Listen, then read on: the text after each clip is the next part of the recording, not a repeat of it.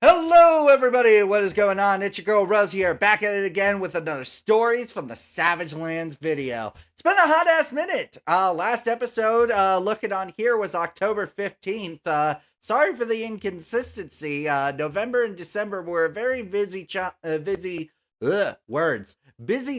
for my main channel, doing the advent calendar and whatnot. But we are back, and we are going to be, I'd say this out the gate right here, right now. We are going to be doing monthly sessions. Yes, that's right. Holy cow. We're actually going to get back to monthly sessions. I know, crazy.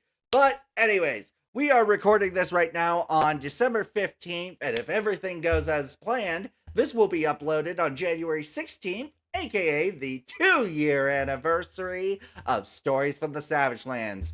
These players have given me the urge to drink for 2 freaking years. Love you guys. Also, unfortunately, we have a very large number of people who are unfortunately not going to be with us today. But one of the people is the one, the only, the amazing Jaxo Knight, aka Rexius. Welcome back, my friend. It has been a hot ass minute since you've been here. Oh yeah, I have missed the last 4 episodes. Yeah, 4 episodes and a crap ton of stuff has happened. So, yeah, I'm gonna have to watch them after session so I can figure everything out. oh yeah, big time. So, if you guys missed out on the last episode, what are you doing? Why are you watching this one? Go check out the last one. But if you just need a quick recap, the heroes were victorious in Deep Slate. They made it back to Scrap Heap. On the way, they found out that Hugin's cryo lab has been destroyed, and Hugin's wife almost died. So that was a very emotional moment.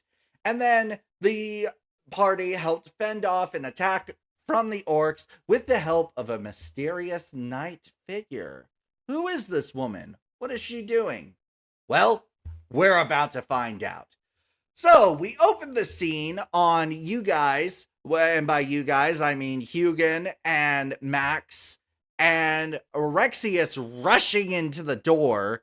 And Rexius, you find Hugin and Max, plus a few of your party members who have transformed into pumpkins, that are currently around 2 orcs that have been tied up.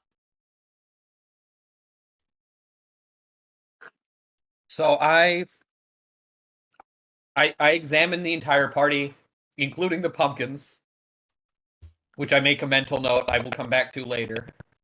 And I look at the 2 that are still on their feet. Just, is this what happens every time I leave? Yes. Chaos. Why is it I assume, I'm gonna gesture to Max, that it's your fault? It's not my fault. I saved 2 kids. I saved some people. And got some rid of some enemies. Still. I did befriend some bandits. Oh, I should point out that while Rex is wearing his chainmail, he is not carrying his shield, his sword, any of his weapons. Okay. Because all of those are in his little pocket dimension for them. All right. Yeah, you were talking about working on that. So that is on you right now. So, yeah, you do notice looking around that, you're counting the heads of Church and Noah Constantine. So those are the 2 party members you know. But then you notice 2 other pumpkins, and you're like, okay, there's 2 more pumpkins. And, you don't know where these extra 2 pumpkins came from. Are we making a pie? Absolutely not. I mean, I could make some pie. I say that while picking up the other 2 pumpkins. Are we making a pie? I can only holding up an orc head. I mean, we can make pie. Meat and pumpkin pie. But those are in fact our friends. Yeah, we made some friends along the way, while I also Made friends with some bandits. But And yes, we made more friends afterwards. these individuals were under some sort of charm effect, and we merely subdued them instead of killing them. And as you Mhm. finish your sentence, Hugin, you hear some grunting and groaning from the orcs as they begin to come to. They are frantically looking around. Oi! What's going on here? Why are we tied up? Why are you not dead? And who the hell is that guy? That's our friend, and don't make me beat the shit out of you. And your rest of your buddies, I just hold up another orc head. Oh, they're dead. So let's start interrogating who the hell you work for before you start seeing no god. Roll an intimidation check. I thought it was going to. Yay! First roll of the session. Oh my god, a 12. A 12. Unfortunately, with a 12, the orcs. Ha ha ha ha ha! You expect us to believe that you, a little fox, panda. Actually, we don't know what the fuck you are. You expect us to You're a believe panda. that you killed our friends. I mean, I had help with literally my other friends, but yes. And I saved some children, of course, along the way. The reason why I keep saying this is because I do not want people to forget I'm also a good person, yes. One of the orcs Just leans looking his away. head back and spits in your direction, Max, and says, "We ain't gonna tell you shit."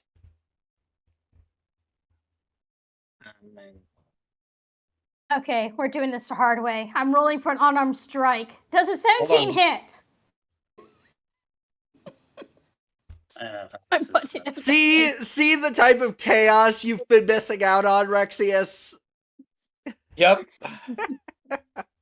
Including, for some reason, me not being the one to intimidate them, even though I'm much better at it. With a 17 that hits, you punch him right in the face. Pow! Right in the kisser. As blood is dribbling down his nose. He looks like he's got something in his mouth. He turns to the side, spits out a tooth. Is that the best you've got? You really want to say this to a guy who looks like he's about to croak soon, right? We're gonna intimidate. Oh, you can roll the 14 on his intimidation. All right. With a 14, Hugin, how do you intimidate the orcs? Give us the information. Or, I'll just say that you'll find out why revenge is a dish best served cold. Oh God, I am getting goosebumps. Oh my God, Hugin, give yourself a point of inspiration. And technically, you were one off from the DC, but like, I still have goosebumps. I'm gonna give it to you. To you. All right. Jeez. A man calling himself the Lord of Rust hired us to ravage Scrap Heap. He had specifically said not to leave anything standing or anyone alive. He had also told us to destroy something he called a cryo lab and leave the woman that was in there to die, but to spare the elven man. When he came to us, he had an elven man by his side. Fourth wall break, you guys know that the elven man is Locarius. The Lord of Rust told... Punch him. The Lord of Rust... Punch him again. He's rattling off information right now. I wouldn't do that. The Lord of Rust told us that what Scrap Heap was dealt with to kill the party as they made their way into town. Unfortunately, that stupid bitch of a woman right over there, as you see the knight that had been helping you guys out, kind of standing in a corner with her arms crossed. Call me a bitch again. See what happens. All right, I don't want to fuck with that one. Anyways. I mean, I could just make him not be able to have kids. Just holds up a knife with a little bit of blood and lust intent. Looking at you with surprised eyes, he kind of returns back to what he was saying. The elven man is making his way to the capital of the Savagelands. And I need everybody to go ahead and make me a history check. Yay, with a +0, I only made a roll of a 10. But I got that real spicy 5. A real spicy 5.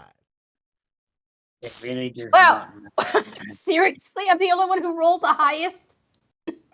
Does Well, anybody I'm want not to on use a- their points of inspiration? Rexius, I don't know how many you had. Well, we'll just say you have one if you want to go ahead and roll. It's just Sure. disappointing. I mean, I So that's just a re-roll, or is that a different thing? Just a reroll. All right. Had to check. History. DM, this is hilarious. That is another 5. And you want to know what's stupid? All three of them rolled. All three of them have +3 to history. I've only got a +2. I rolled a 21. All They right. all rolled 3s. Hugin using that point of inspiration. So, Hugin and Max, you guys know that the capital he's talking about is Ironhelm, the most advanced city in all of the Savagelands, due to it being built around and over where the ship crashed. But it is by no means a capital due to how lawless the Savagelands are. And Hugin, with a 21, excuse me, you also know that Ironhelm is powered by the spaceship that crashed and is home of the Knights of the Future Order, which, surprisingly enough, you guys know from the badge that is on her, not her left shoulder plate. You guys don't know exactly who the Knights of the Future are, unless, Hugin, you want to make another history check. I mean, I can try. Give me 1 second. Come on. Well, that's not bad. It's a 15. A 15 will definitely, it will definitely be enough. So, with a 15, you guys, Hugin, you know that the Knights of the Future are a order of knights, whether they be fighters, paladins, just anyone can join, basically. But their goal is to basically try and bring law to the lawless lands, but they're by no means a dictator or a tyranny or anything like that. They just basically want to make sure that, like, people aren't just killing for the sake of killing. Like, you gotta have rules in place. And so the Knights of the Future are kind of an order that are looking to try and make the Savagelands just at least slightly a better place. But after all of that information, Hugin, do you relay that to your party? Affirmative. I also inform them that apparently I was under the miscomprehension that these individuals were charmed. It is they clear were. that the most likely. All right. Yeah, you had found that out last episode. He had the orc said that they were hired, but Hugin, you know for a fact that they were not hired. They were in fact charmed. They were forced to do this. But the orcs are still under the impression that we did this of our own choice. So the charm effects have yet to wear off. Understood. Yeah. If you actually want to make a charm. Arcana check, Hugin. Can do that. All right, 25. What does that These give me? charm effects are permanent. You've never quite seen a charm effect like this, but it's basically their memory has been modified and they are like And you think to yourself, if this group of orcs that attacked not only your cryo lab, but also Scrap Heap, if they were charmed permanently, you guys might have another threat on your hands. Those being the orcs. I turn to So that young lady. sounds bad, but Do you have the means to do I have to mute again. He's trying to come in and. because I don't. The best I can do is cryogenically freeze them. You are talking to the knight, correct? That would be a correct assumption. Could you please repeat the question? You were cutting in and out. Yeah. I inquired as to if she had the capacity to remove this charm effect, or do we need to find a temporary solution? So these guys think they did it, and the jerk who caused this make them think they did it out of their own free will. If there is a way to get them to be fixed, or a way to get rid of this, that'd be great, because that sounds like it would be our problem in the future. So the knight speaks up and she says, well, unfortunately, I don't. I was sent out here with a squad of men and women, and unfortunately, I am the only survivor. On my way back, I saw this town was in trouble, and I couldn't just stand idly by. I had to act. But my mission is clear. I need to return to Ironhelm, and it looks like you all need to go to Ironhelm as well. This Locarius man, I don't know too much about him, but it sounds like he's going to be a problem. That would be correct. These individuals, however, are being charmed, don't necessarily deserve to die. Yeah, I mean, even if they did the crime, it's not in their own free will. And I guess that, I mean, I don't know how anybody would just toss somebody in prison or something that's obviously they did it against their own will. I don't know if there's a law, but then again, it's a lawless land, so they'd likely get executed. Really holding them. So are you guys having this conversation out loud? No. We're whispering to each other because the fact that we don't want to get the orcs to hear this, because if they are still under that, even if they're charmed, we don't want to risk giving them a reason to try to escape. I ironically believe that prison might be an acceptable answer until they are no longer under this magical effect. Do you perhaps have a holding cell? They gotta go through. Oh wait, this again. I forget. This place doesn't actually have laws, so. Longer. So the knight speaks up and says, I mean, theoretically, we could bring them to Ironhelm, but I don't think the people would be too keen on orcs in their town, even if it is being held. We can try to hold them here. Oh, but I mean, I point out literally the destruction of this town. I'm not sure that'd be a great idea, because they could easily break out. Or what if the people who were so-called hired them try to release them and get them back under their control again and use them to cause more problems? Well, here's the problem I have. If we leave them in a cell, they will, without any supervision, they will starve to death. And if we kill them, escape, that would be morally wrong. And if we basically, let them go, the chances are they will try to kill us again. Yeah, especially the way we treated them technically, and knowing orcs, they would want revenge. And then we have the added situation where if we attempt to take them with us, they will become a problem, and chances are, if we run into hostiles, they themselves will use that as a chance to attack us. It Yeah, is so quite the dilemma, isn't it? yeah, I mean, we could easily just knock them out.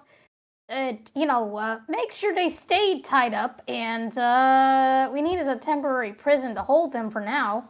We can't bring them into our wagon, because then they would be also a problem, because if they got charmed once, who's to say they'll get charmed again, and by the same being, and As be you guys forced to are try to having kill us? this conversation, the mayor of Scrap Heap walks in and he says, I have a place where we can temporarily hold these orcs, so long as you plan to come back and deal with them. Yes. Oh, we very much will have to deal with them. Or whatever it is that is affecting their minds. All right, well, I guess at this point two civilians, rather muscular civilians, kind of they pick the Ooh. orcs up and toss them over their shoulders like lumberjacks and are just walking, and the orcs are just like, "Oi, put me down," as they walk away from view. And with that, your guys' mission is clear. You have to make it to Ironhelm. And Ironhelm, Mark, I forgot to tell you this. It's gonna be a 10-day travel. It's not gonna be an easy one, that's for sure. But if you get started now, you guys should be able to make it before Locarius, because everything's kind of been happening so quickly. Maybe there's a chance you could beat him. Jeez Louise, I need a stabilizer for this damn monitor. Here's what's going to happen. We are going to be in for quite the ride. We're essentially going to have to trust our new companion in order to handle things should the arcane storm start. In the meantime, we need to get going. Yeah, we might want to check the weather too. I'm gonna cast Druidcraft. I still remember. I still have that. I don't know why. I don't question it, but yeah, I just cast Druidcraft to see the weather, to see what the weather's gonna be like for today, so that in case of amount of storms, So the weather for today is clear. No chance of mana storms or anything like that. Today's clear, I guess. I guess that means it's a go. Let's we can trust our companion, because I mean she did help us, take down the orcs and at least give us a solution to our issue, and is the solution.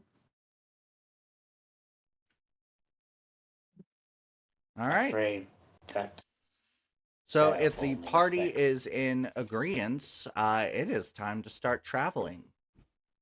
Let's rock and roll. Woohoo! Before we get started, nothing anybody needs to do in town first. Your That depends wagon is entirely still on how stocked much money I up have on it. from your last trip, and you guys have more than enough rations and stuff to last the 10 days. We have In my case, it might we have depend. water. How much would it cost for Rex to get himself like a sidearm? A sidearm? Is it even accessible in this town? That's a good point. You actually do find, amidst the wreckage and the chaos, there is a store that was left rather untouched, the general goods store. As you walk in, you do see that on the rack, most of the weapons are gone, but you do see one pistol left. All right. So let's see how much it's gonna run me, because I need to know if I can afford to get it. The I'd shopkeep probably looks say you it's up gonna and be less. down, and he says, "Hey, were you one of the ones that helped fend off against the orcs?" Well, I'm traveling with them at least. I just come up and just said, "Yep, he was one of us." Definitely gonna try to lie so that he doesn't have to pay a high price. And he got I a guess that's gonna natural be one deception. on his insight. So don't even bother rolling deception. I was gonna say I could roll she deceived. I just told the truth, so I could have rolled for persuasion as well. Fair enough. But yeah, he got a natural one. So he says, "You helped get rid of those bastard orcs." And he takes the firearm off the mount and gives you a box of 10 bullets. He says, "These are on me," sliding them on the counter towards you. Pat him on the back and said, "Shush, you do I understand this is a tap him good on the thing, right?" shoulder. Thank you, my friend. This will be of more use than you know. All right. Anything else anybody needs to do in town? I'm gonna check I'm gonna check my inventory, see if I need anything more. If there are libraries or any place that there might be spells or anything of that nature. I would like to check that Unfortunately, the out. library was one of the things that kind of got destroyed. Oh, yeah, I mean- remember? Oh, there might be something. Worst case scenario, I find nothing. Well, I'm gonna see if they got any range, any good range weapons other than me having a short bow and this boomerang. So if there is no chance, I'm not going to bother rolling then. Yeah, unfortunately, there is no chance for the library thing. As for Max with your little trip in the general goods store, you actually do find a longbow. Ooh.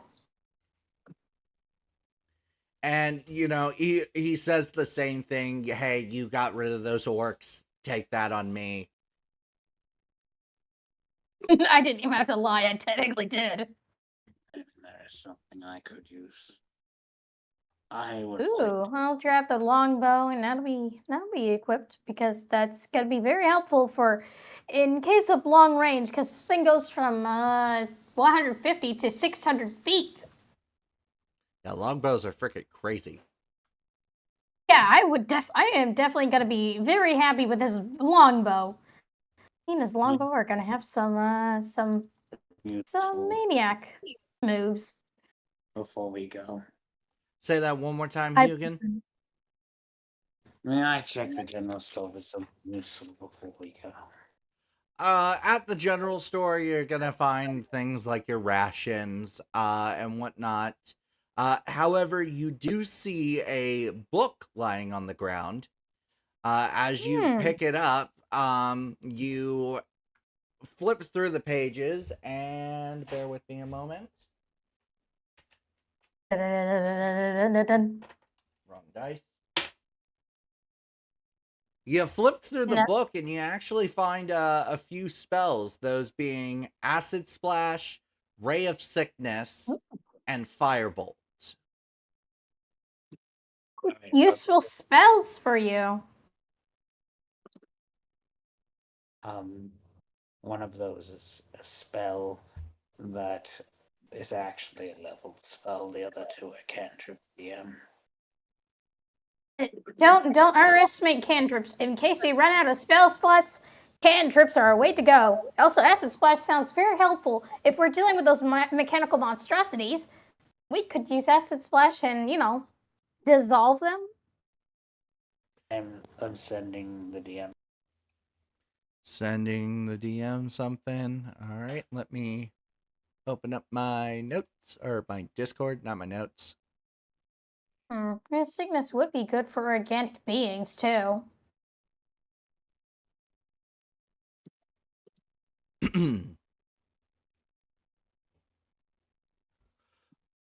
Oh, And ow. Oh, that did not feel good. Don't you just hate it when you go to stretch out your foot and then, like, the middle of it just starts cramping up for no reason? It just happens. Our bodies just, even when we are in our youth, decides to break down so fast. The moment you hit 18, it is just when you're actually physically peaked.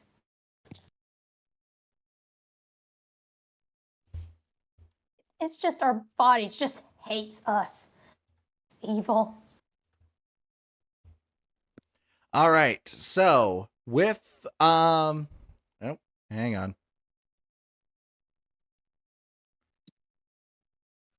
Oh, there's that dreaded text. I knew it was only a matter of time before that happened.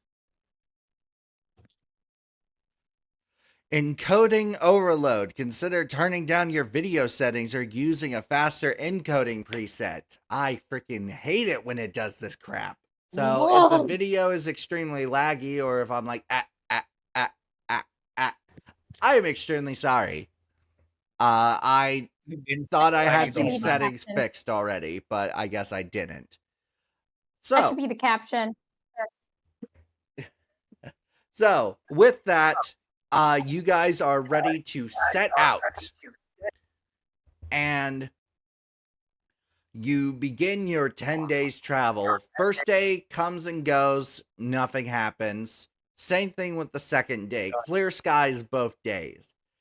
However, as you're setting... Oh, yeah. Can I, during one of those days, could I please transcribe Ray of Sickness into my book? Oh, yeah, sure. You should be doing that while we're still going. I mean, there's no one going to stop you. The knight is actually the one who is driving the carriage. So you guys are all chilling in the back. I'm just taking a big snooze, making sure, and also keeping track of the supplies at the same time. Out of curiosity, who is the one that currently has the bucket to summon Bucket? I do. Yeah, Bucket's not been with us literally in the entire time because it was with our companion who didn't show up until now. I'm sorry. So Bucket's been out of action for a while. Bucket is chilling in the bucket. Now that Rexius has returned to us. And I am gonna go ahead and send you all the link to go ahead and get, so that way we can do combat. Oh no. But yeah, it was bound to happen. I'm guessing more orcs. Or mechanical monstrosities. Either one. All right. It Either is one really angry giant corn cob named Bill. All right. Link is posted in general, and what I'm going to go ahead and do is go ahead and pause the recording so that way we're not having this awkward silence. So we will be right back. All right, and we are back. As you can see, I finally got Owlbear Rodeo to work. Thank freaking God. Don't jinx yourself. Oh, yep. Damn. And also, I'm going to play a little sample. I don't know if I don't think my D&D players will be able to hear it unless I do some Discord messing around, which I will do that next session. But for the current, so the viewers are actually hopefully able to hear this. Pause for effect.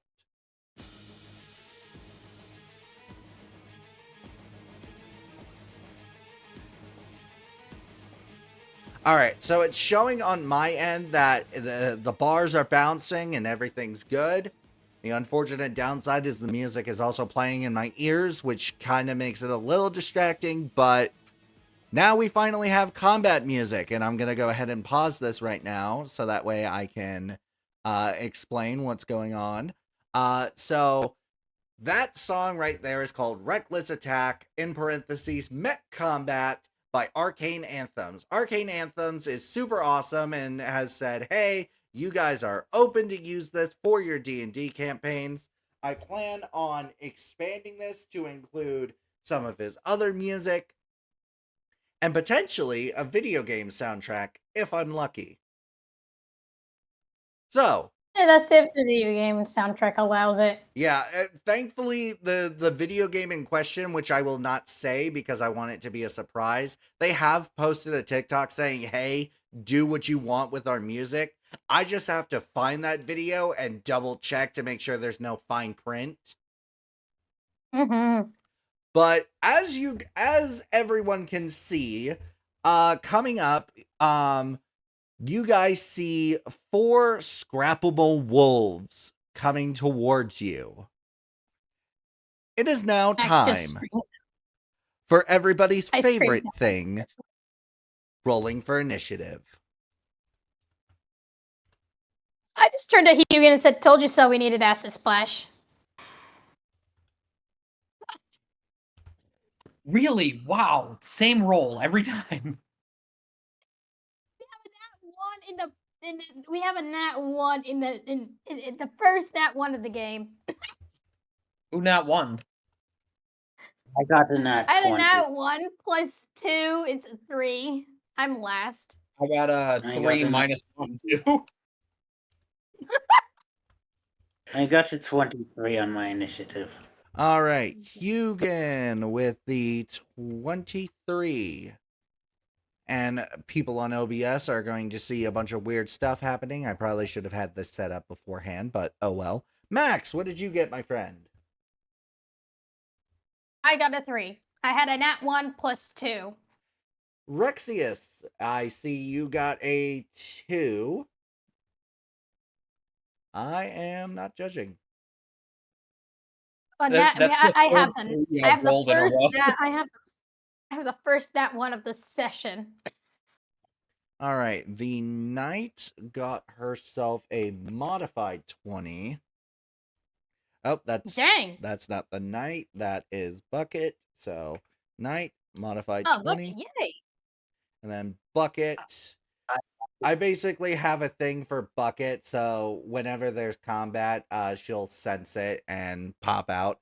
And Bucket got herself a 4. So now I need to do some sizing, and I'm gonna put that there. Once again, it's a thing of where the my players can't see it, but my the people watching this video are able to. So now let's just do a quick thing of putting everybody in order. Oh, and I'm the smallest of the party because basically I'm 2'8". I'm way shorter than Bucket. DM, did you hear that I got a nat 20? And I got a 23 total for my initiative. I do see that because of that nat 20, you do have a point of inspiration. Anytime anybody gets a nat 20, I don't know if I've incorporated this rule yet, but I do this in my family games. Anytime someone gets a nat 20, they get a point of inspiration. Because dang, that is impressive. Exactly. All right. So initiative is set up, which is fantabulous. All right. So Woo. I'm going to get the music playing. And hopefully everything works. All right. So we are going to go with the top of the round, Hugan. We're not seeing yet. Say that one more time. I'm not seeing any hostiles yet on the screen. Oh, do I have them hidden? Roll up. Apparently they're all hidden. I saw the hostiles. Hugan, So if you scroll up towards the top of the screen, they're up there. They're just slightly out of view. Just scroll up. Scroll up. If you can't see it still. Alright, all of them need to make a constitution save. Oh! Made with any stone. They do so at disadvantage. All right, a Constitution saving throw. This is gonna be fun. And bear with me for just a moment. I forgot to pull up the stat block for the wolves, because this is not the only encounter you guys have. Wink, wink. Oh! I can Oh, sense no. your dread. And, I mean, Rexius, they're your favorites. Scrapable wolves. I'm sure you don't have any PTSD from them. The whole reason I had to find forms of ranged combat. All right, so that is, you said a Constitution, correct? Yes, and if they're made with any stone, they do so at disadvantage. They are not made out of stone. They are made out of metal. That is a 14. Does that save? No, it does not. Oh, dang. Okay. So it looks like they are all taking 13 points of damage. And looking at their HP, they all explode. Oh, that was fast. Yep. They all have 11 HP each. So they each take 13 damage. They all do their self-destruct thing. And there is enough distance between you guys and the Scrapple wolves that you will not have to worry about damage from the self-destruction. So yeah, that was a extremely quick combat. Jeez Louise. I high five. Not gonna lie, I wasn't expecting that. All right, so we are going to pause real quick so I can get everything set back up, and we'll be back. And we are back. Back to the regular setup. The black void with just the screen in the right corner. I plan on fixing that. I just need to get updated art from my thumbnail artist, who will actually be doing the thumbnail for this video. So that is going to be awesome. Anyways, moving on. The Lord of Rust tries to take away the DM's electronics. All right, so you guys now have 5 Scrabble wolves that are just blown up. Loot! Yeah, why not? I attempt to remove the carcasses and use them for my own purposes. See what I can salvage the various any types of parts. Those things can be used to build new cryogenic tubes. Well, parts of them can be. I'll take the scrap metal too. I'll take any part of the scrap metal. See if I can, sell them or make a new one. So anyone who is looting these bodies with the intent of gathering internal components or scrap metal, I'm going to need y'all to make me a tech check, which I just realized, Rexius, you haven't been here for that. The tech skill is a brand new skill that I have introduced. It uses your intelligence modifier. And so tech checks can be used for like identifying high-tech weaponry, identifying or working with tech. Basically, it's an all-encompassing thing, and rather than rolling an investigation, I will have you all roll a tech check. Keep in mind, Hugin, that because you built the cryo lab and all of that, you are proficient in tech. Oh, so we roll intelligence save technically? Yeah, that's how I would go about it, or just do a blank D20 roll and add your initiative modifier. I don't have an intelligence modifier, so for me it was the same anyways. If we're rolling an intelligence... So, 13! With a 29. All right, yeah, Rexius and Hugin both with the nat 20s. Go ahead and give yourselves points of inspiration for that. And Max with an 11, you guys are able to... Plus 2. 11 plus 2, I have 13. Oh, 13, my apologies. You said add initiative. Mm-hmm. You guys, just from accumulatively... altogether, Jace Louise. Altogether, you guys are able to gather about 25 pounds of scrap metal components, things like that. Keep in mind I pat the DM. My character breaks fourth wall just to pat the DM on the back for trying. All right. So with that done, you guys continue to make your way forward. As you're making camp on the night of day 3, Max, I assume you've been casting Druidcraft to figure out Yeah. what the you Weather notice that tomorrow there's a mana storm, and based on what the Druidcraft is telling you, it's gonna be an all-day thing. So now you guys have a choice. There is no settlement nearby. You guys realistically would not be able to turn back before the mana storm hits.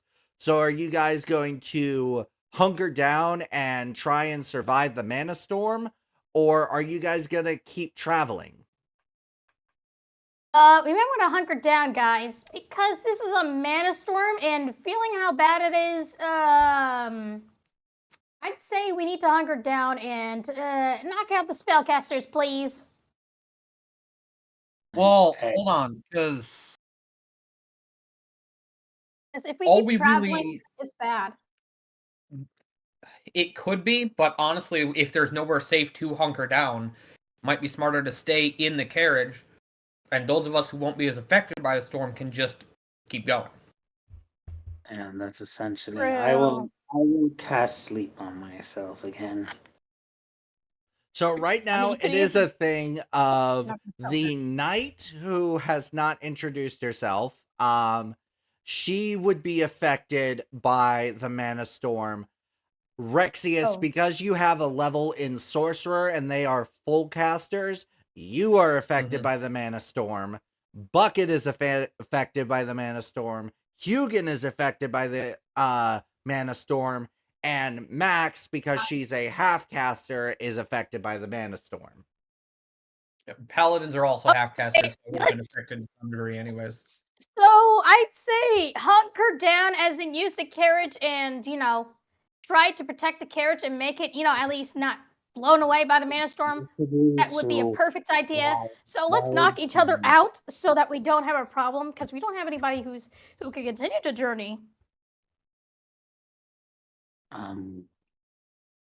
Like I didn't think that it would come to this. All right, so here is the thing. We have the most logical situation. We need to basically just keep going, even into the storm. We But can't.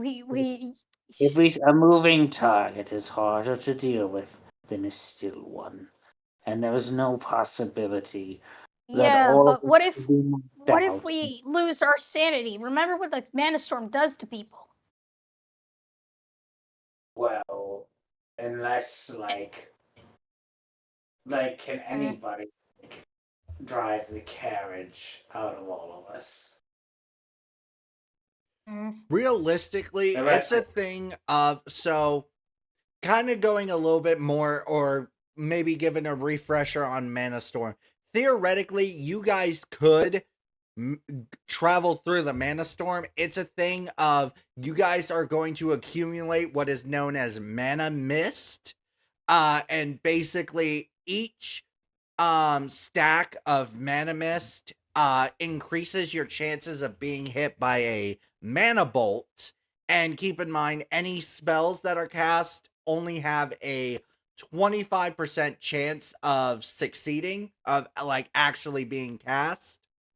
And if you guys manage to contract Mana Burn, which is what happens when you get struck by a Mana Bolt, the only way it can be cured is with a Greater Restoration spell. Or to cut off the area of effect. I mean, none of us have greater restoration. I So mean, maybe we wouldn't- most of us should sleep in the carriage, and one of us stays awake to drive. Here's the problem. Yeah. Lord. I have magic. All of us have magic. We don't have anybody who's not magical. The knight's magical. Bucket's magical. He's a full caster. I'm a half caster. You're a full caster.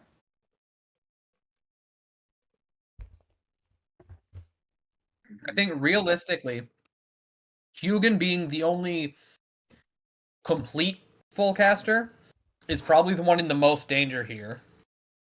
That Yeah, and but also Bucket. Hugin too. And Hmm? also Hugin. Hugin Yeah. is affected, and Bucket because she has 2 levels in Cleric. Okay. Yeah, But that's why I Bucket said I can be think going, Hugin would be but the we most could put effective. Bucket inside. Bucket's usually I mean, in the bucket. Mm-hmm. So I And we think could the just flip the smartest thing bucket to do upside would down. be for most of us to rest, and Max can drive the carriage. Oh boy. Yeah, I mean, I am immune to a little exhaustion, so that's good idea, but also bad idea. Because what if something happens and I end up going? You've seen those You see what happens when those things full casters and half casters. What happens when they're getting the mana storm, right? There is a chance that if, like, when it comes to the mana burn, if it is not cured, you do become a necromana, but it's also a thing of, bear with me for just one moment. Mm.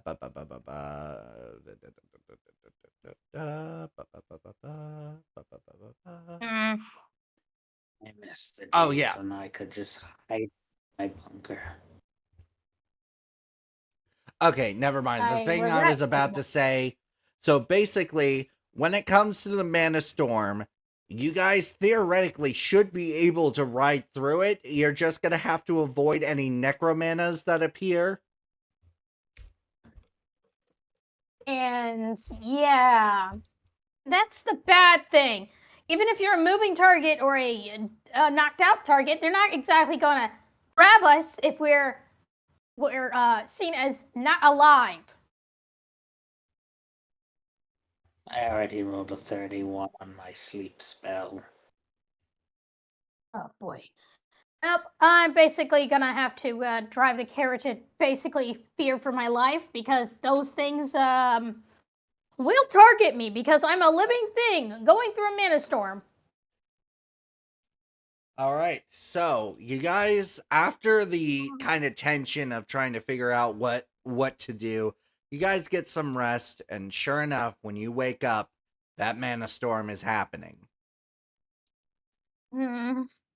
Well, I'm still out like a light. I cast sleep on myself. I'm just gonna sit there indefinitely. I'm So gonna mute myself. I'm by myself. I'm scared. Max, you are indeed by yourself. Mm. And I don't know what I was rolling that for. All No, right. no. Fun. Yeah, just for funsies.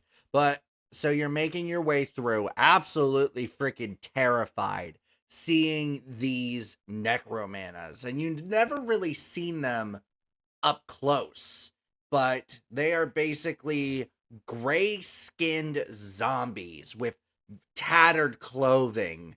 You know, I'm no tattered traumatized. pants and shirts, and parts of their flesh are missing, and their eyes glow a very bright light blue.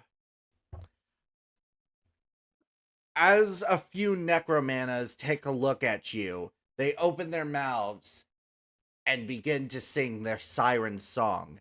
Go ahead and make shit! me a charisma saving throw. I know I'm gonna fail, so guys, I'm sorry, but you basically sacrificed me in the same time. So, an 8. I am sorry I failed. Max, do you have any yeah. points of inspiration? No, I don't. Okay, so you immediately stop the carriage as you are affected by the siren song, as you dismount and walk towards the necromanas. They are about 60. Wouldn't the stopped carriage wake up some people in here? It might not wake up Hugin, but it would very likely wake up me. I just rolled a percentile Yay! dice. Rexius, you are awake. You have noticed that the wagon has stopped abruptly.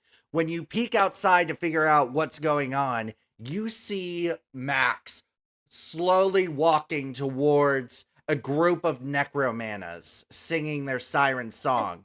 And because you have opened the door and peeked your head out, I need you to make me a Constitution saving throw. Is it a Constitution or a Charisma save? I meant to say Charisma. I'm sorry. Why did I say Charisma. Constitution? I have no idea. I don't know. Fuck. Oh dear God! I'm gonna use my point of inspiration on that one. Okay, all right. Please save me! Come on. I am waiting. Please. There we go. Okay, there Yes! we go. Nat 20. You got your point of On that inspiration one, back. please. And so you are successfully able to resist the siren's song. Now, you know from just being in the Savagelands, if you can, like, make physical contact, whether it's a shake or a punch or anything like that, they will snap out of the siren song. Shake, please don't punch. And they are about 10 feet from you, 30 feet away from the necromanas. So I'm going to hop out and run over to Max. And I'm not gonna bother to shake her. I'm not gonna punch her. I'm going to pick her up and throw her back at the carriage. Okay. Does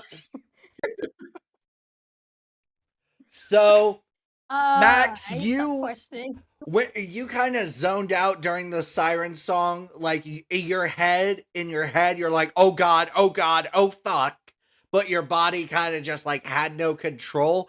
You all of a sudden feel yourself being picked up, thrown, and you are going to take 4 points of damage as you slam into the back of the wagon and come to. Well, not come to, snap out of the siren song. I wake up and said, son of a bitch, that... Ah! My God damn it! Thank you! You're welcome. Just Now get you- back to the friggin' carriage, and I'll pull out my gun and kind of point it at the necromanas as I'm backing up in case I have to shoot them. I It shut is the a door. thing of they are walking towards you, but they are moving very slow. You guys could easily outmaneuver. Yeah, I'm just staying inside a carriage. I did not want to open it up because I do not want to go back into that state again. I have that. I doubt I would roll high enough on charisma. Yeah, My charisma's not that high. once I get back, I'll toss Max into the carriage and I'll take over driving. All right. Yeah, So yeah. you're traveling for about 30 minutes, and you notice another group of necromanas who very much notice you and open their mouths to begin singing their siren song. Go ahead and roll me a charisma saving throw. All right. Oh, I just realized I should have my point of inspiration back since when I used it last time I got that natural 20. Yep. Yeah. Okay, you do. So But charisma yeah, but I feel save. like we need to wear earplugs. 25 again. Okay, you get yourself Yay! another point of inspiration, and you are able to tune it out and just keep moving. The rest of the time you're moving around, and you notice that the area seems as you're moving, you're seeing less and less necromanas. But as you look down, you notice you're covered in a faint blue mist. As you hear a Shit. crack from the sky above you. Uh-oh.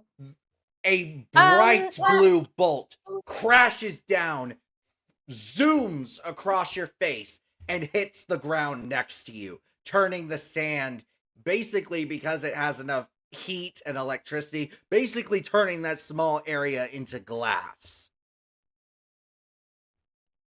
I just yelled from the carriage, you good, dude? Please, you might wanna, I wish there was a way to drive the carriage inside the carriage. I'm good. I'm gonna keep Sweet. going. I'll even try to speed up. All right, so speeding up a little bit, you do hear the clouds begin to rumble again as another bolt. Oh fuck. Oh, no, wait. No, I read that wrong.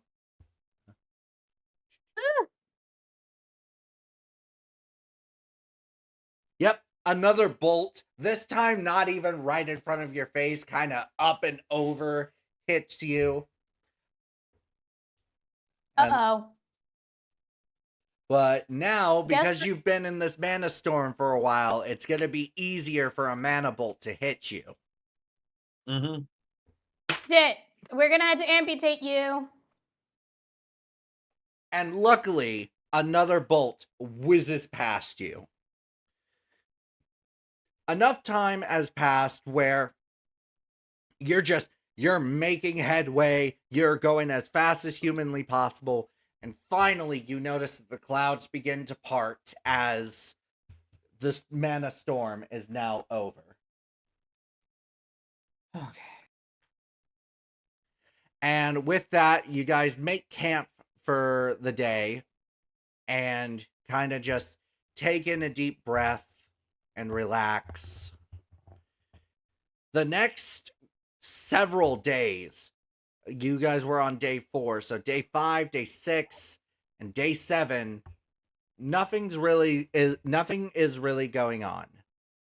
Day 8, however, you start about an hour into your journey. If you guys will pop on to Owlbear Rodeo, you notice... Oh, wait. All right, guys, pause. I will pause, and we'll be right back. All right, guys, we are back, and as you can see, the party is currently being faced by 2 Scrapple scorpions. But these aren't your normal scorpions.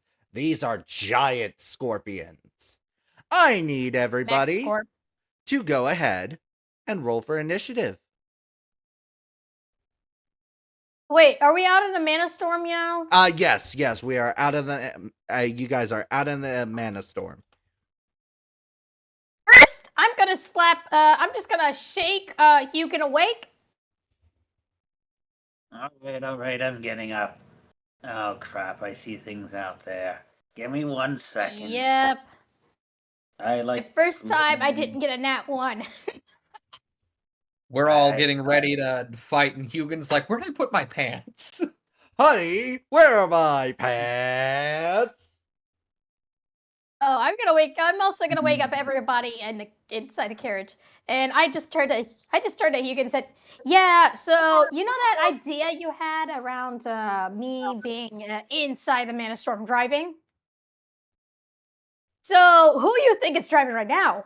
Because I almost got caught by literally zombies.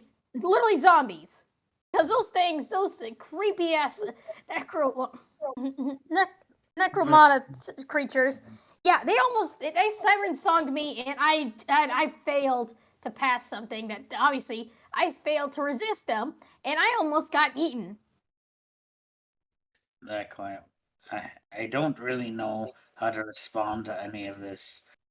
Oh, he can tell you.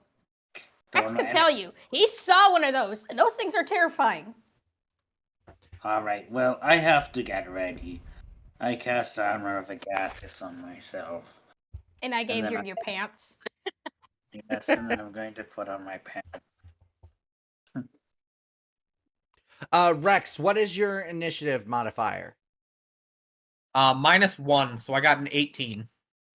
Okay, so the knight goes before you, and then Hugin for once not going first. Interesting. You just need that destructive power. Max, what is your initiative modifier? +2. And Hugin, what's yours? Mine is +3. All right, so Hugin goes first. I'm shocked. Well, Hugin normally goes... the person who's...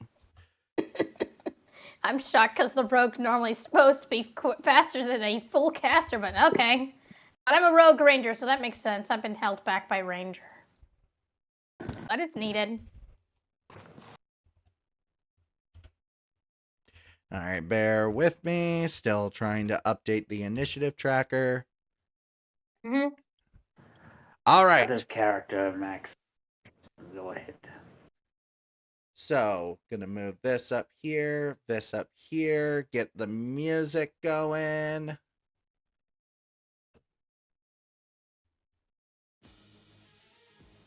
All right, we are starting this off with round 1, Bucket. So, Bucket popping out of her, Bucket, noticing the scrappable scorpions that are now in front of everybody.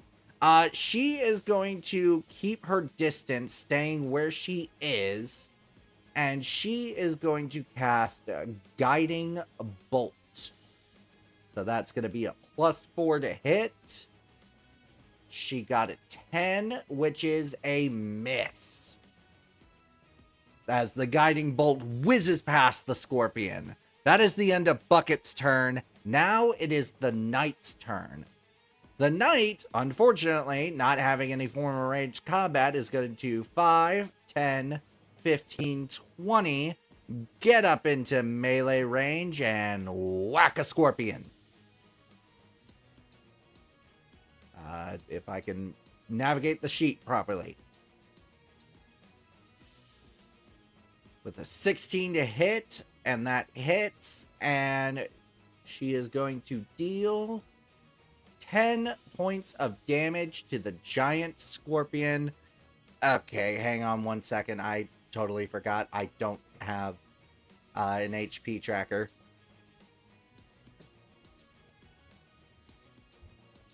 All right, 10 points of damage, and they have that much HP. So that's going to be that, and then...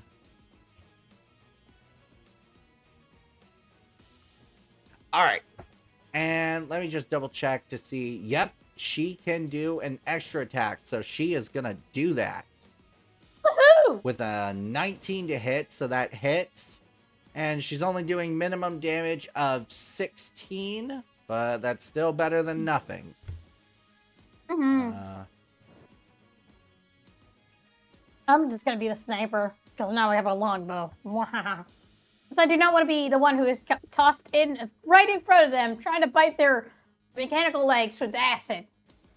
All right, and so that was the Knight's turn, and is now Rex's turn. On deck is Hugin.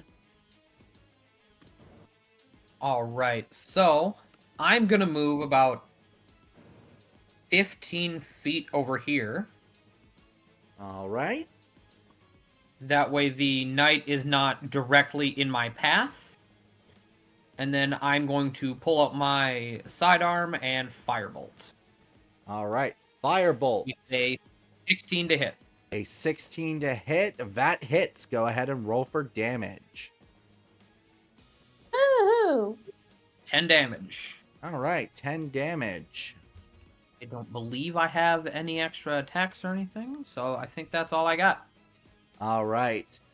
For those of you at home being like, wait, what? Firearm? Yeah. Rexius is awesome like that and is using their gun as their spellcasting focus because I'm awesome like that. All right, so that was Rex. So now it is Hugin, and on deck is Max. All right. They all need to make I'm gonna snipe. a Constitution save. I am once again doing Shatter. All right, a Constitution saving throw. I swear, if this is another short combat, I'm going to be very sad. I put a lot of time into these. All right, Constitution. Not our fault. We have a spellcaster with the power of fire. That is a 13. Does that save? No, it does not. They are taking 10 thunder damage. One scrappable scorpion is looking very much hurt, whereas the other one looks like it is hurt. You can see some dents in the metal and whatnot. However, it's not nearly as bad. So that was Hugin's turn. Unless you have something else. I still Hugin. want to do bonus action Blade Song. Oh, Blade Song. All right, with that, it is now Max's turn, and on deck are the enemies. I will be right back. All right. Yeah.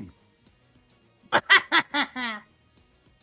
right. Oh my god, a nat 20 with a longbow.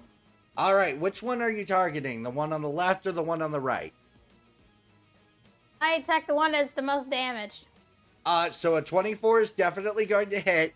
Keep in mind my crit rule. So you automatically do the full amount of damage plus you roll an extra die. So I believe it's 1d8 on a longbow. So you automatically do 8, then roll another d8, and then add any modifiers. It's, the D&D Beyond says 2d8 plus 2. Yeah, that's the D&D version of it. I hate that version because you could roll 2 dice and get 2 1s, and it's kind of weak and pathetic. Okay, so I'll just roll that, and I'm guessing I'm gonna add another 8. Yeah, go ahead and roll Okay, 1d8 and then add it to the 8. Okay, let me roll these. Okay, that's 11 crit. Now I'm guessing I'm adding the extra 1d8, so that's 13 damage in total. All right, it seems we got a little bit of confusion. Ignore the crit damage for the longbow. Basically, you're going to do a separate d8 roll, and then you're going to add that to your 8. And then it seems like you've got a +2. So in this, I'll let you re-roll, but in this example, it would be 8 plus 2 plus 2, which would be 12 damage. So I'll let you go ahead and re-roll that 1d8. Okay, so I'm rolling the D&D Beyond's 1d8 plus 2, and then adding the 1d8 I'm gonna roll next. All right. So you got a That's 10. a 10. So don't roll anything else. So you did. So I can't roll this extra 1d8? All right. The way I explain it is super confusing. I do deeply apologize for it. So the way I do it is you automatically. Okay, so imagine the 2d8 scenario that D&D does, right? You're imagining that? Mm-hmm. So imagine you take away one of those dice and make it an 8. So you automatically do 8 damage. So instead of 2d8, because you took that one dice away to make 8, you roll 1d8 plus your modifiers. Does that make a little more sense? So I just basically did like 10 damage plus 2. Yeah, so like you automatically did 8, and then you rolled the longbow damage 8 plus 2. So you did 18 damage. See what I mean? It makes your crits feel more powerful. And that crit was enough to defeat the first scrappable giant scorpion. However, the self-destruct activates. So it is a 5-foot cube, so tracing the outline for the viewers. As a matter of fact, I'll actually go ahead and do a square, and that blue square that just appeared on the map, that is the area of effect. So now it's Scream at the Night. Watch out! Bear with me for just a moment. I forgot to pull up the rules again. Okay, it is now the knight has to make a DC 13 dexterity saving throw. She so almost got a 1, but it flipped to a 19, and she got a 25. So she will only be taking half damage from this. So that is 1d12. And she only takes 1 point of damage. With how I picture it is you shouted, "Look out!" And she was prepared and it preemptively jumped out of the way and just had to deal with a little bit of the blast radius. All right, so that was Max's turn. And let me flip over Yeah, to... that crit. Yeah, how I shot it just with the crit, I just aimed between the eyes. All right. Do you have any Like, sort of extra attacks or anything? Let me check my bonus action. My bonus action action in combat would be 2-weapon fighting, but my cunning action, I can just hide. All right. I'm gonna just hide. So I'm going to just put hide. this red ring around the scorpion that Max killed, representing that it is dead. And now we are going to move to the enemies. The scorpion is going to move 5 and then 10 right up to the knight and is going to do 3 attacks. No. The first 2 are going to be with its claws. Please miss, please miss, please miss. The first one hits for 4 points of damage. I really hope this knight survives because we need the knights. Understand? Second attack. Guys, we need. Oh, We wait, definitely I do rolled the need a wrong knight dice. because they know the place. The second attack hits for 5 points of damage.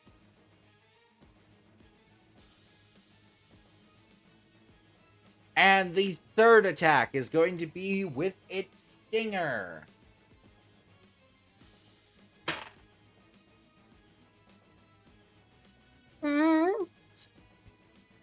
Thankfully, So much worry. the stinger misses. And that is going to be the enemies. So we are now effectively on round 2. And it is now Bucket's turn. Bucket, seeing their knight friend getting hurt, she is going to... Let me flip to the map. 5, 10, 15, 20, up to the knight, and is going to... bear frickin' with me for a moment. I have so many windows open, it's not even funny. She is going to cast Cure Wounds at first level and heal the knight for 8 HP. Which almost brings the knight up to full, actually, so that's really good. Speaking of the knight, it's the knight's turn, and she is immediately going to take a swing at the scorpion. That was almost a natural 1. That is going to hit for 8 points of damage. Bear with me for a moment. I'll just use that too. Alright, they have that much HP left. And then second attack is going to be a hit for another 6 points of damage.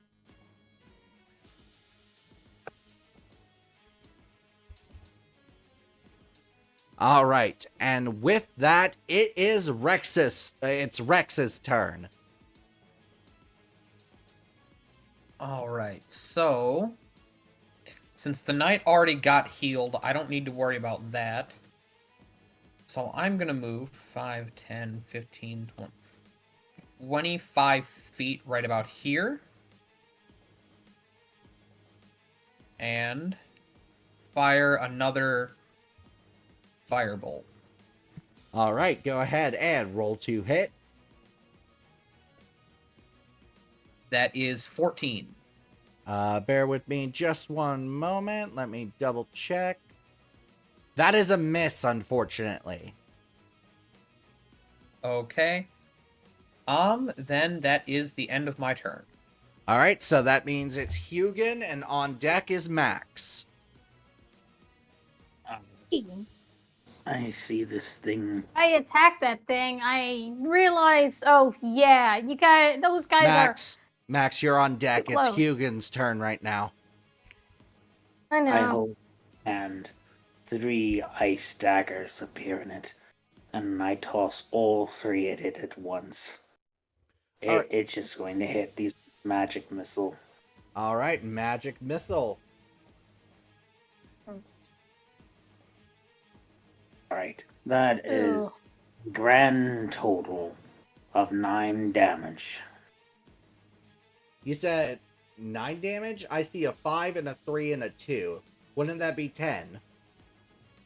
That would be 10. I'm sorry, that looked like a 1 to me from my perspective. It's all good.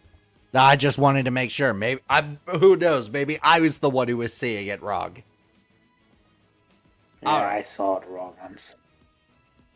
Anything else And- for you, Hugin? I would like to move a little bit. I can do that. All right. Feel a little bit better. There we go. All right. So now it is Max's turn, and then on deck will be the enemies.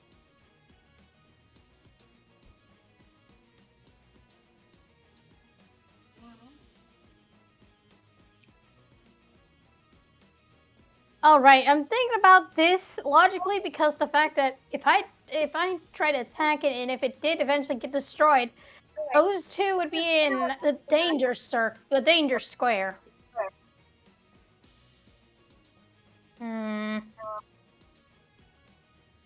I wanted those two to get out of the way as much as possible, but I'm just thinking about what would have happened anyway. I mean, I worry.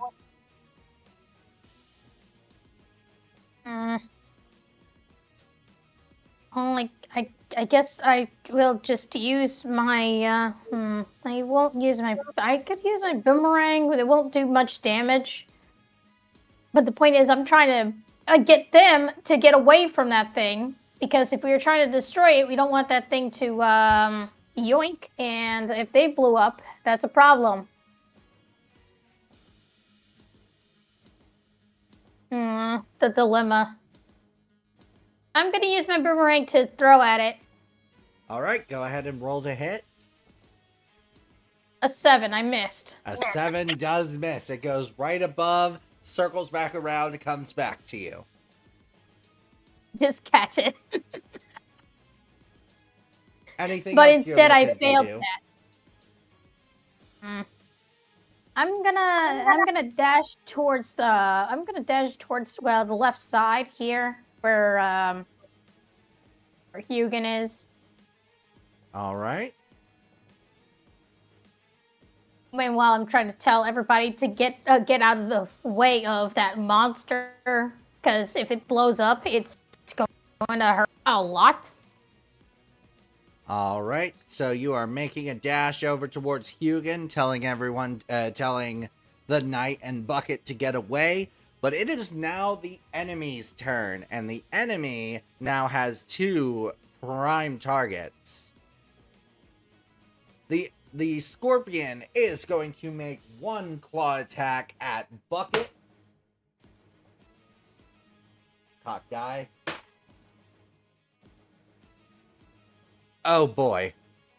That's a natural 20. So it's automatically gonna do 8 plus another 1d8. That is gonna do 18 damage to Bucket. Oh God, Bucket, no! Breaking the 4th wall, she's at 10 HP.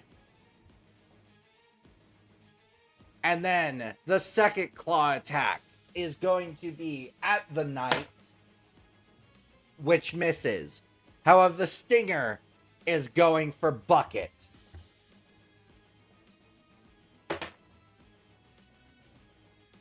Oh God, that hits.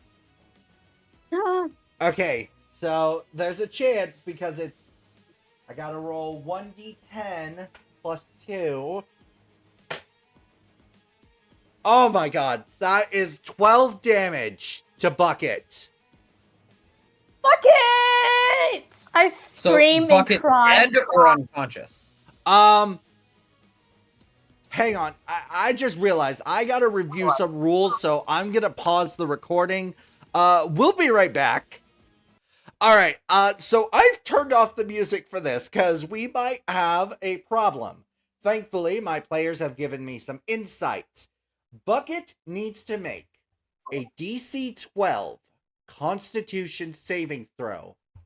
Otherwise, the poison damage will kill her. I don't even want to use the digital roller for this because I fear that it's going to screw with her, even though she has a +4. I'm going to use physical dice, and I'm going to use a set I haven't touched all session. All right, everybody, wish me luck. Please, please, please let Bucket live. I do not want to Guys, see a dead Gobbo. Mm. I bring devastating news. Bucket got a natural 1. Bucket! No! You guys, Let us give her one of our points of inspiration.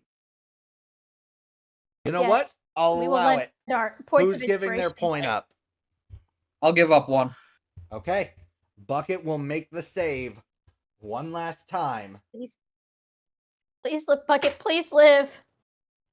We love our Gobbo. She got an 8 total. I give my point of inspiration. All right. Rolling the third save. +4. She got a 7. She can have one of mine. We All right. refuse to let Bucket die. All right, here we go. Everybody has Please contributed a live. point. Nobody can contribute any more points.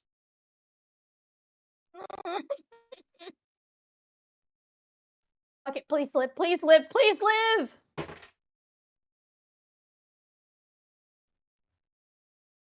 Please live, Bucket. Please. Please. She was please. 2 off. No! You guys watch as the scorpion, first with the claw, crushes into her. She lets out a scream of pain as blood comes up. But she looks like she might survive. The second claw completely misses the knight. Swing! And she just ducks right under. However, the scorpion rears back its tail and thrusts it straight into her chest as she lets out one last cry of pain, screaming in agony. You see the tail begin to glow a bright green as the green moves up to the tip of the tail, and you can see it being injected into her as some is kind of pouring out. She turns to you all and she says her final words. At least I died protecting my friends. Bucket! I want you to live. So, happy 2-year anniversary, I guess? Anniversary lost Bucket. Allow us to take a moment of silence for The best Gobbo. the best Gobbo.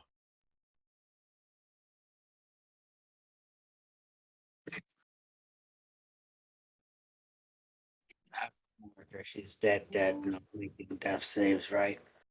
She is dead, She not fails. making death saves. There's no Alright. death saves anymore. We gave all our points. All right. We will avenge, but we will give the Gobbo a proper burial. And so, Enough. with that was the scorpion. It is now top of the round, round 3. And because Bucket is no longer with us, it is the knight's turn. She looks down at the goblin who has passed, and she looks to you all. She sees Max, who looks absolutely distraught, and everybody has a look of gloom on their face. And she says, "No! I cannot let this stand! So long as I am living and breathing, the Savagelands shall know peace!" And with that, she readies her longsword and takes a swing. Pause for effect. Let me frickin' pull up her character sheet. Natural Justice for the 20! goblin. Okay, What does so that she's mean? automatically gonna do 8. Plus another 1d8. That's 2.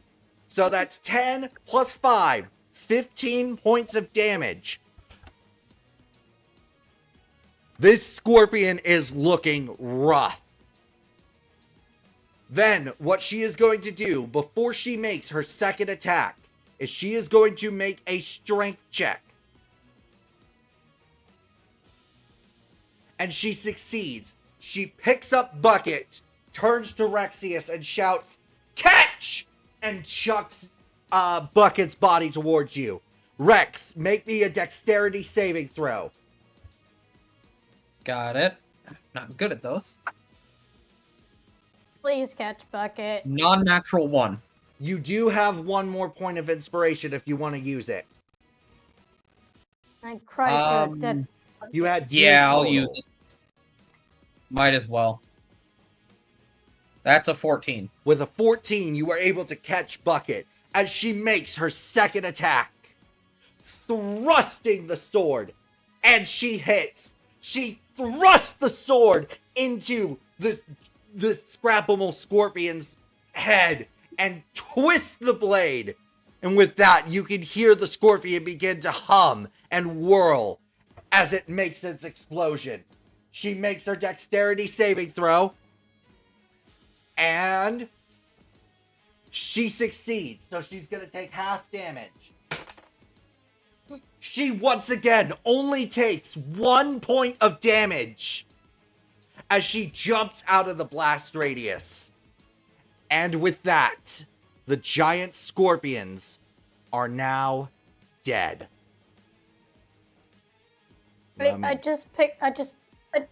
We just make a grave for Bucket, but we'll give her a proper grave.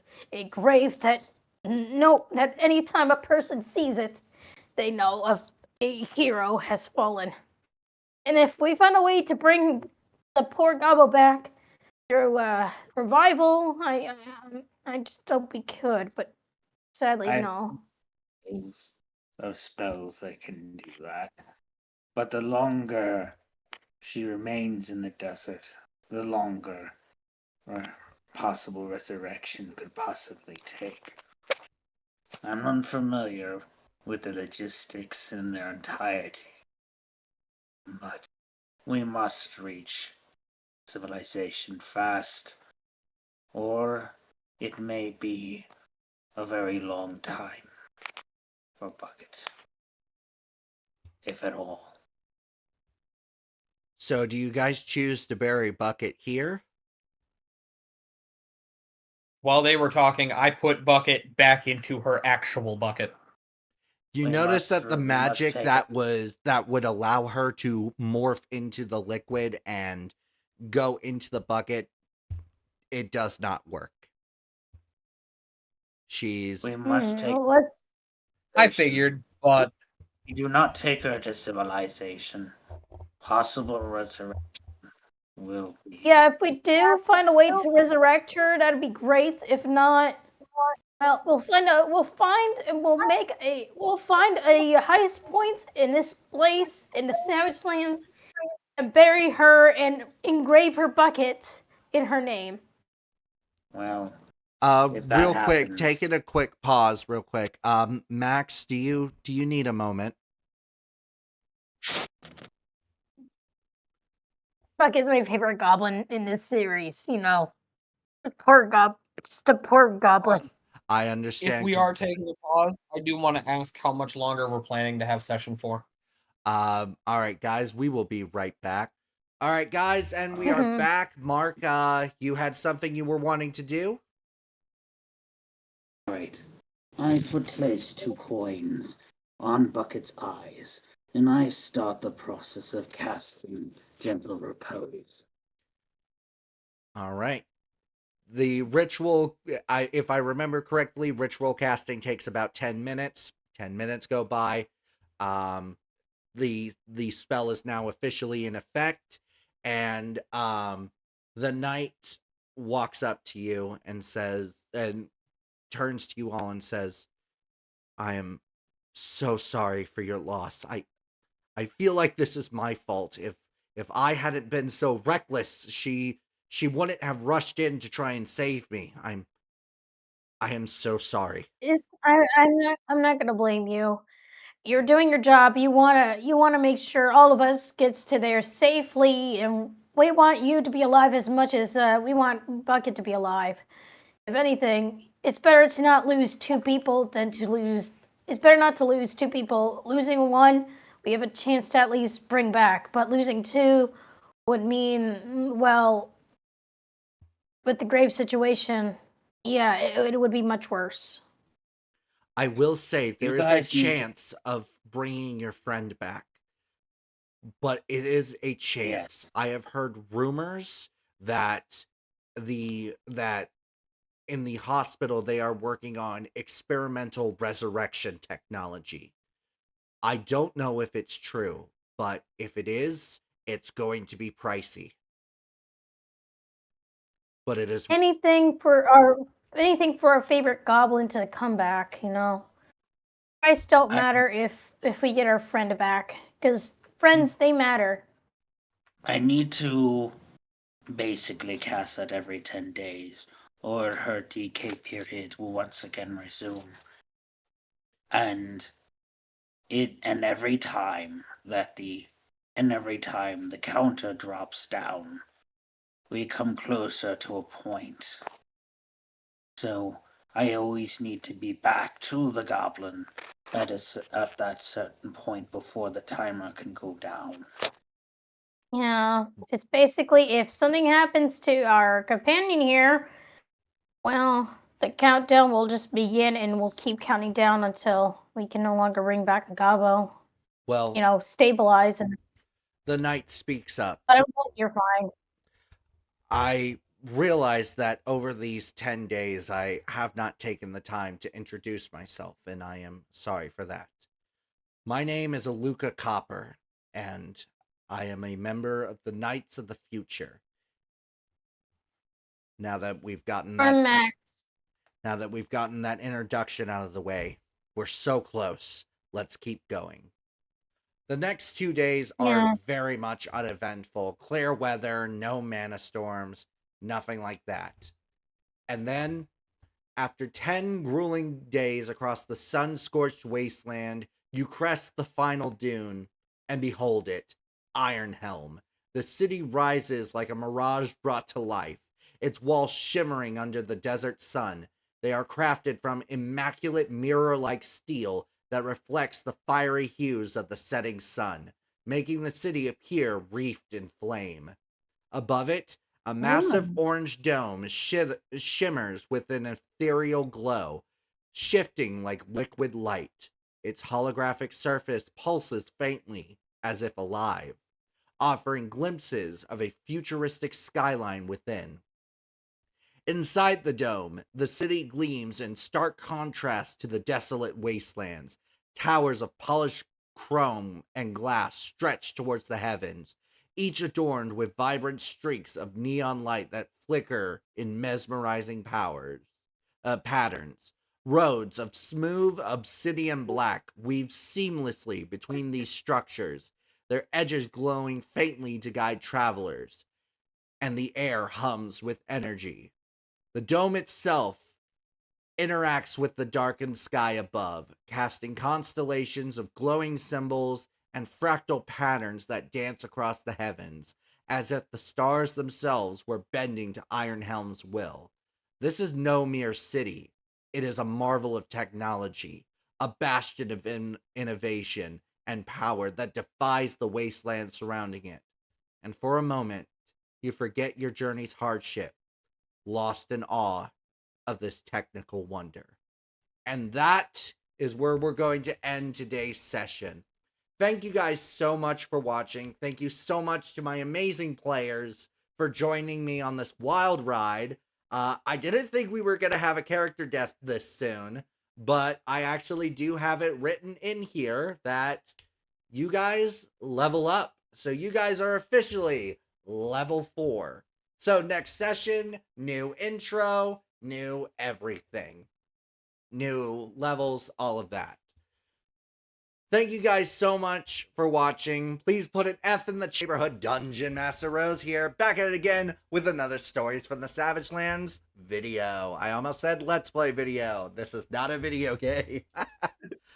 If you guys have not watched the last episode, holy cow, what the heck are you doing? You need to go watch chapter 10 right now, because holy cow, that was emotional trauma in a handbasket right there. But if you just need a quick recap on what happened, the Moon Shadows have interrogated some orcs, found out that Locarius is making his way to the grand city of Ironhelm. Who knows what he's doing there, but the party makes their way there. It's a very perilous journey. Rexius almost dies in a mana storm. Bucket ended up dying. Rest in peace. And the party was given some information into a possible resurrection machine that could help them in their efforts. And then we ended the session off with the party looking over the final crest, that final hill at the grand city of Ironhelm. Before we jump into today's session, I just wanted to talk to all of the players and see if they did any new multi-classing, ASIs, feats, and we will start with Ghosty because you are in my top left. Oh, I leveled up to level 4 and am now 2 levels cleric and 2 levels druid. 2 cleric, 2 druid, so at least we have some sort of healer while Bucket is away. Metal Master, my man, welcome back. It has been far too long since we've seen your face. So what did you do? By the way, got a new shirt recently for Christmas. If anyone that watches this video finds it funny, leave a comment, please. That's great. Metal Master, my man, what did Church, I was forgetting his name for a second. What did Church end up doing? Church decided to lose his temper and take the Tavern Brawler feat.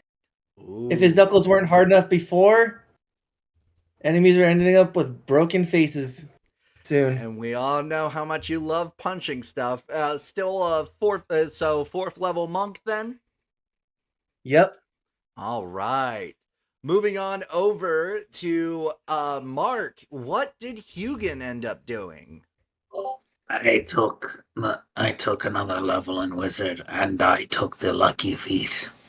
Ah, so I see you're planning on screwing with me. Okay.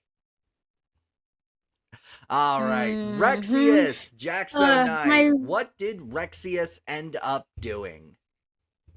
So Rexius has now taken his 3rd level in Paladin, so he is a Shadow Sorcerer, Watcher's Paladin multiclass. Ooh. Did you go for ASI or a feat? I didn't get either because it's only my 3rd level in Paladin, so I will get one next level unless I decide to take that level in Sorcerer. Makes sense, makes sense. And finally, last but certainly not least, Max. What did Max end up doing with their level up?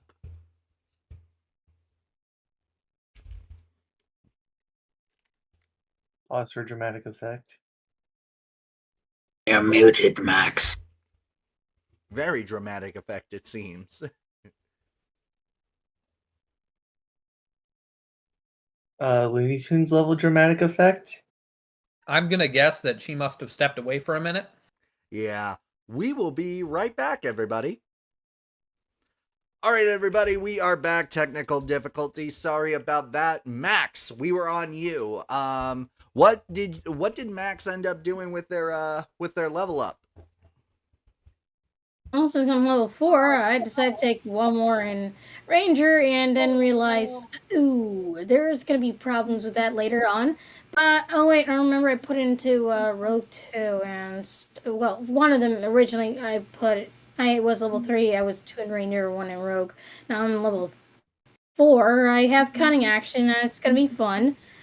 But I'm just going to be worried the fact that, with all these spellcasters, the Mana Storm, we're going to have to rely on luck. Yeah, a lot of luck. Lot of luck.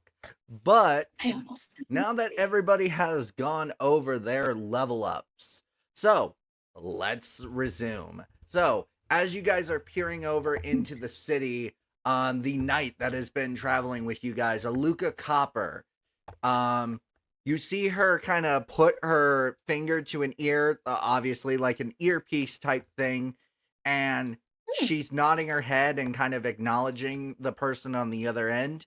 And after about a couple of minutes, she looks up to you all and she says, so based on the description you all had given me about Locarius and our downtime, I radioed out to command to see if anybody like that has entered the city, and they've done a full top to bottom complete perimeter sweep, and it seems as though Locarius is not there. So he must have ran into something while traveling, so this might be good.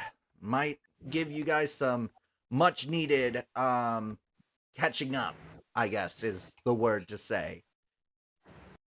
That'll be relax, but I know. There's no such thing as relax. So, as you guys make your way into the city, everything just like it, you were already like starstruck, breathtaking. Oh, I am so sorry. Let's rewind a little bit. So after Copper, because I completely forgot. So after Copper says that, you notice that one of the pumpkins in the wagon you all were carrying starts to shake as all of a sudden Aerith just... Holy carp, that was weird. Huh. Church is just gonna... Huh, neat. You were also a pumpkin too there, Church, now that I think about it, because you weren't here last session, so you also kind of... I threw my paws in the air, like, you seen those spooked red pandas when they put their paws up in the air? Yeah. This is what Max is doing, just paws up, fully up in the air, just spooked. But with that, fast, moving forward, when you guys properly like enter the city, you were already starstruck when you saw it from afar, but walking into the city, holy crap, it's a whole nother ball game. All of the lights that you saw from a distance are just, it's almost kind of blinding for a moment until your eyes kind of like get used to it almost. A robot then approaches you all and says, "Greetings, travelers. By chance, do you have any outside currency?" What currency is considered outside currency? That would be a correct question. Gold, copper, or silver pieces, perchance? Yeah, that's all I have. I have no idea. I'd go look into my pockets. I think we have gold. Remember, we done some small tests. Well, I would like to let you know that gold, silver, and copper are not accepted here. However, I can convert your currency into gold, silver, and copper cred chips for you to use, as that is the currency here inside of Ironhelm. Does that work also outside of Ironhelm too? I unfortunately cannot give an answer to that. I rolled a 20 A 20. on insight in order to determine whether this is a scam or... with a 20, you know that this is not a scam. It basically, the gold, copper, and silver are not accepted here in Ironhelm. They are instead replaced with gold, copper, and silver cred chips. How do I They're- see if they I work have gold, differently. copper, silver? On your D&D Beyond character sheet, it should be in I believe Inventory. Inventory, yeah. Sorry, I'm having a technical issue. All right. Yeah, you go to suppose- inventory, you see your gold right on the far right corner. I suppose converting a little bit of it. I convert about 10 Let's gold. not risk putting So money. Mark, you hand the robot 10 gold into a little like drop thing. It could then a little slot in its stomach drops out 10 gold cred chips. All right. Huh. I pocket them. How do I add cred chips in my phone? Basically, because there's no option for like homebrew currency, that's why I use gold, silver, and copper. So while you're in Ironhelm, your gold, silver, and copper on your character sheet represents the gold, silver, and copper cred chips. So basically, all of our money is converted to cred chip when we enter Ironhelm, and it's converted back when we leave. That's Yeah. if you hand it to the robot. You hand it to the robot and it converts it into cred chips, and then when you guys leave, you can ask for whatever money you don't use back. We'll kind of fast forward a little bit. Basically, if you guys find out that you do have some money, we'll just hand wave it and say that you gave it to the robot, and now you guys have the corresponding amount of currency in cred chips rather than gold, copper, and silver pieces. So you guys are presented with kind of sort of like a downtime thing. Like, as Copper said, Locarius isn't in Ironhelm yet, so there's a bunch of things you could do. You guys could pursue that possible resurrection machine. You guys could explore the town, go shopping. The choice is yours. I like the idea of checking in on that reservoir. I also don't really know what they would sell like, but I would at least look at that. I'm also a bit about other things, just libraries. When it comes to things such as libraries, you will be able to find libraries, but obviously not your normal like pen and paper books. Everything's on like kind of like a flat screen, kind of like this. And I just realized there's a bunch of As ash long from as an we can incense I find burned. spells and assorted knowledge of the area and possibly information on various subjects, such a waste of time. So, I will say that the library is not a waste of time. There's actually a section of like, there's like a welcome to Ironhelm section, and it gives you a bunch of different, it gives you like basically the lowdown, like what people eat, you know, there's a lot about the Knights of the Future. There's different clubs you guys could go to, and when it comes to like medical stuff, MedCorp is the place to be.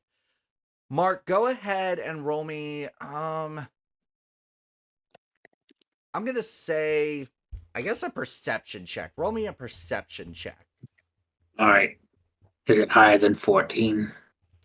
No, the DC was 10. So you notice thumbing through the pages, especially about in the section of MedCorp, you come across some information about MedCorp that confirms that the resurrection machine is there. It's just you got to jump through a bunch of freaking hoops if you want to be able to do it. You'll need to provide proof of death, a soul anchor, which is basically a very rare crystal that binds a person's spirit to the crystal that will allow the resurrection, and you need the approval of the MedCorp CEO. Oh, great. Mhm. Bureaucracy. Okay, It's easily enemy. I'm very well. I'm going to relay the information to my compatriot, and then I'm going in terms of spells to see if there's anything to note, and then I will also into, well, what do you call them? There's a word for them. I believe the word is quote-unquote legend, not a sort of rumor might be looking into. Mark, I don't know if it's just me, but you're cutting in and out like big time. I'm sorry. It's me too. I'm trying my best with what I Okay. got, and what I got is an old machine that doesn't do what I want to do. No worries, I completely understand. Based on what I was able to gather, you are wanting to look for some spells. Unfortunately, when it comes to like the library, you comb the entire place up and down, and there's nothing pertaining to magic. But in the Welcome to Ironhelm section, you did find that there are only two magic stores that exist, and those are Eben's Everything Shop and Percy's Perfect Magical Goods. Alright. I'm going to check those two out. We will close the curtains real quick on you, Mark. Is there anything anyone else is wanting to do here in Ironhelm? I did send you information on something for your consideration. Information. Let me open up my Discord. We will be right back, folks. All right, everyone, and we are back. So I reviewed your magic item, Metal Master, aka Church, and I am considering it, but it's not going to be easy to find. As for Mark, however, I had realized that I had forgotten to give you some information when it comes to the resurrection machine. But before I give you this information, what was your passive perception again? My passive perception is in fact a 14. 14. All right, so I will need you to go ahead and roll perception because the DC is higher than 14. Alright, rolling now.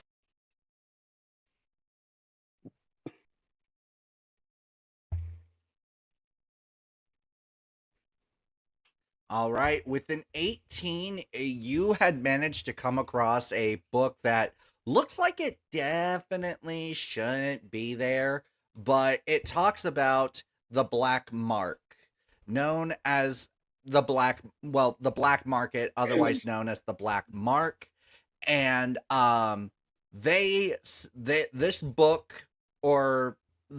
claims that they have a way to get access to the resurrection machine without having to pay expensive fees for the soul anchor and getting the approval of the CEO and all of that. So there's some information for you. Alright then. I will relay that information page. So you relay the information to everyone. It seems like the goal is clear unless I'm just completely reading the signs wrong. And it seems that you guys are going to be looking to resurrect bucket. Yeah, but I'm not too. Aerith is really cautious and isn't really sure about how we should be messing in the black market. That is a fair point, but I mean, I could try to get us some. I mean, I could speak thieves' can't. I could get some people to notice, so to speak. So, I but would agree before with we you. dive into the resurrection quest, I just want to make sure there's nothing else anybody wanted to do before. I mean, I wanted to look into the magic shops around. All right, the magic shop. So, which one are you going to? Eben's Everything Shop or Percy's Perfect Magical Goods? I mean, well, generally, whichever one is closer. I'm generally looking for you spell books and things of that nature. Things that might contain spell. Nothing spectacular. So when it comes to what's closer, it's actually Eben's Everything Shop. But as you walk up to this building, you quickly realize that it's like one of those buildings that you see in real life where like the building itself looks kind of like run down, very not well maintained, whereas everything around it is like perfect and pristine. That is almost exactly what you're seeing here. This shop is like it's like a brick brick building, whereas everything else is like steel and chrome, and it looks like it definitely looks almost out of place almost. But heading in, you are immediately greeted by a young elven man with purple robes with golden trim and long luscious blonde hair down to his shoulders. He looks up from his book and a look of excitement appears on his face. Oh my gosh! He slams his book shut and rushes up to you. Hello there. Welcome to Eben's Everything Shop. My name is Eben, as I assume you could guess. What can I get for you today? You could see that he is very excited that there is someone who has actually walked into his shop. All right, then. Aw. This is definitely a place that would have something that. I am looking for an old spell book that might contain various spells inside of it. I don't suppose you have. Spell books. Yes, I have spell books that have been graciously donated to me by adventurers and people who have unfortunately given up the art of arcane in exchange for technological wonder. But regardless, yes, let me get them for you. And as he rushes over to the section of spell books, Mark, are there any particular spells that you're looking for? Yes, but I'm not really sure that I mean that I can learn some of the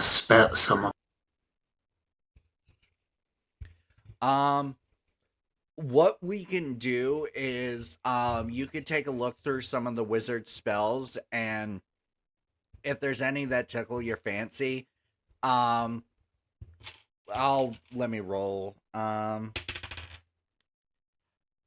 Pick 11 up to 11 spells that you're wanting to get and message them to me. I'll take a look through them. We'll go back and forth. Basically, you'll have access to the spell book, but just until I can read the spell list, it's not canonical yet. Like, it is canon, I guess, since you bought the spell book, but it's basically just like, hey, you can't use any of the spells in there just until I outside of this game read them. But he says for this spell book I will take one gold one gold cred chip, please. I hand it to him graciously. He takes it and he says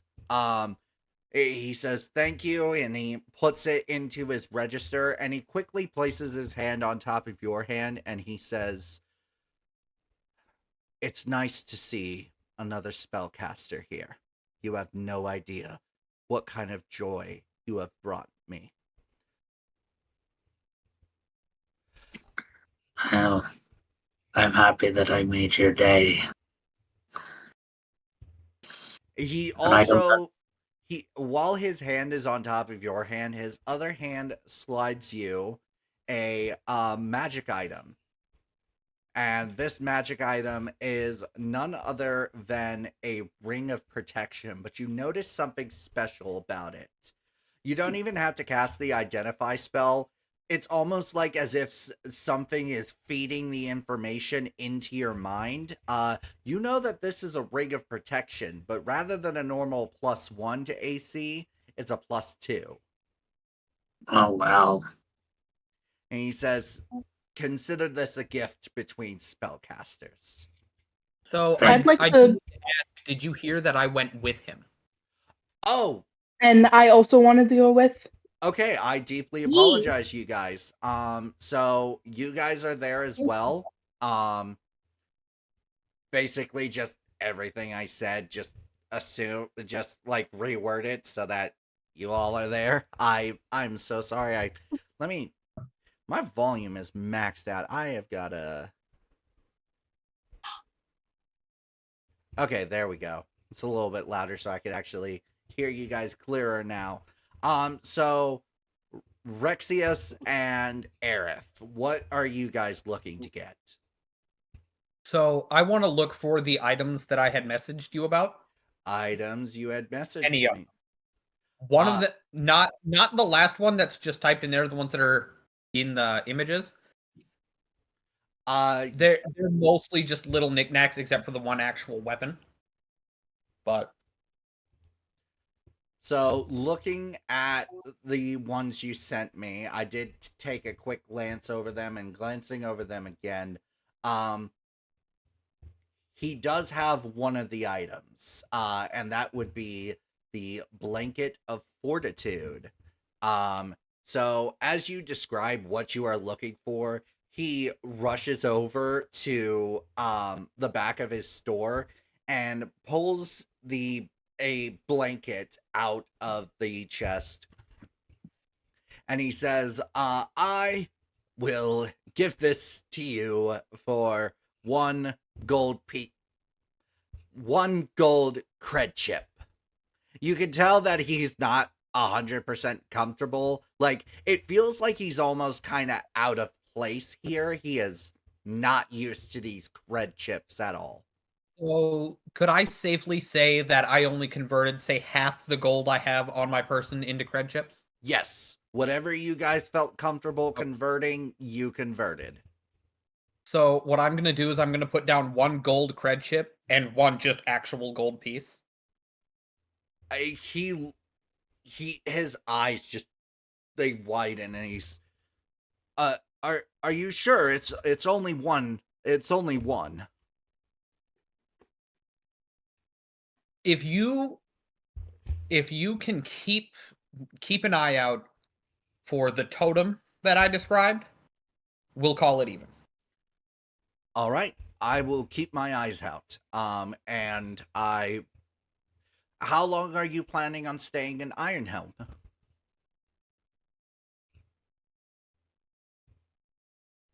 I imagine we won't be here long, but for a few days. Okay, a few days.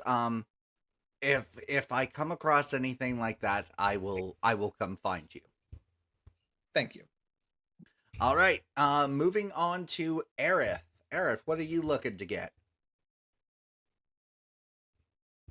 Kind of like I kind of start describing never mind. You sure? All right. Well, if you change your mind, let me know. Church, is there anything you're wanting to do before? Church is just thinking about where you should start looking for this obscure weapon that you said would not be easy to find. Okay. All right. He's thinking maybe if he can track down the most talented weapon maker in all of the city, perhaps. All right. Aerith, yes, what's up? I want to look for someone who can make me a sentient robotic balloon dog pet. A sentient robotic balloon dog pet. I had a feeling this was coming. So we will get to you, Aerith, in just one moment. I just want to make sure everyone at least gets one go. Max, anything in particular you're doing or skipping out for now? I mean, what does he got? I mean, I technically converted some of my money, like half my gold, to see what I can actually get. It would be beneficial for my character, at least. Curse of, certain situations, if the boomerang and my longbow is not really going to be effective, at least I want to have something to, I guess, a magical weapon that could assist me. If not, I could look at magical items and see if there's anything that could be beneficial for a rogue ranger. All right. Do you just want to take some time to look around real quick and I can go around to other people? Mm-hmm. All right. So, Aerith, you had said you were wanting to find someone to craft you a robotic balloon dog animal. So you kind of ask around the town, and this is when you guys start to notice that when you are talking to the locals, some of them talk to you like astonished because they see you with like dirty, like desert dirty clothes and stuff like that. Whereas their clothes are very clean and pristine. They've got cybernetic upgrades, whether it be hands, eyes, legs, body parts, whatever. So some look at you with astonishment and some look at you with disgust. But regardless, anyone you talk to is at least approachable. So Aerith, you ask around for a mechanic of sorts, and you are actually directed to pause for effect. You are directed to two places: the Chrome Citadel and the Forge of Innovation. Ooh. Can I put my 2 cents in? Yeah, go ahead. If it was me choosing, I would definitely take the Forge of Innovation, because that sounds like the most creative place to find something like that. Yeah. Plus, the Chrome Citadel just kind of sounds like it's a little outside of my budget of 10 gold pieces. And very shiny. Very shiny, yes. I have trinkets. I've got a whole 2 gold pieces. I can trade trinkets. Sorry, I had to make the joke. So, Aerith, as you make your way to the Forge of Innovation, you're given directions and all of that. As you open the doors, you see a half-orc woman with green skin and dyed electric blue hair that's kind of like in a mohawk shape. You see her currently working with her back turned to you. You hear the sound of tools going and whatnot. As you open the door, a bell rings and she turns around and you're greeted to, once again, green skin with almost bright brown eyes and a smile on her face. Welcome to the Forge of Innovation. How can I help you? Oh, I'm sorry, you startled me. I can't say I've ever seen an owl person before.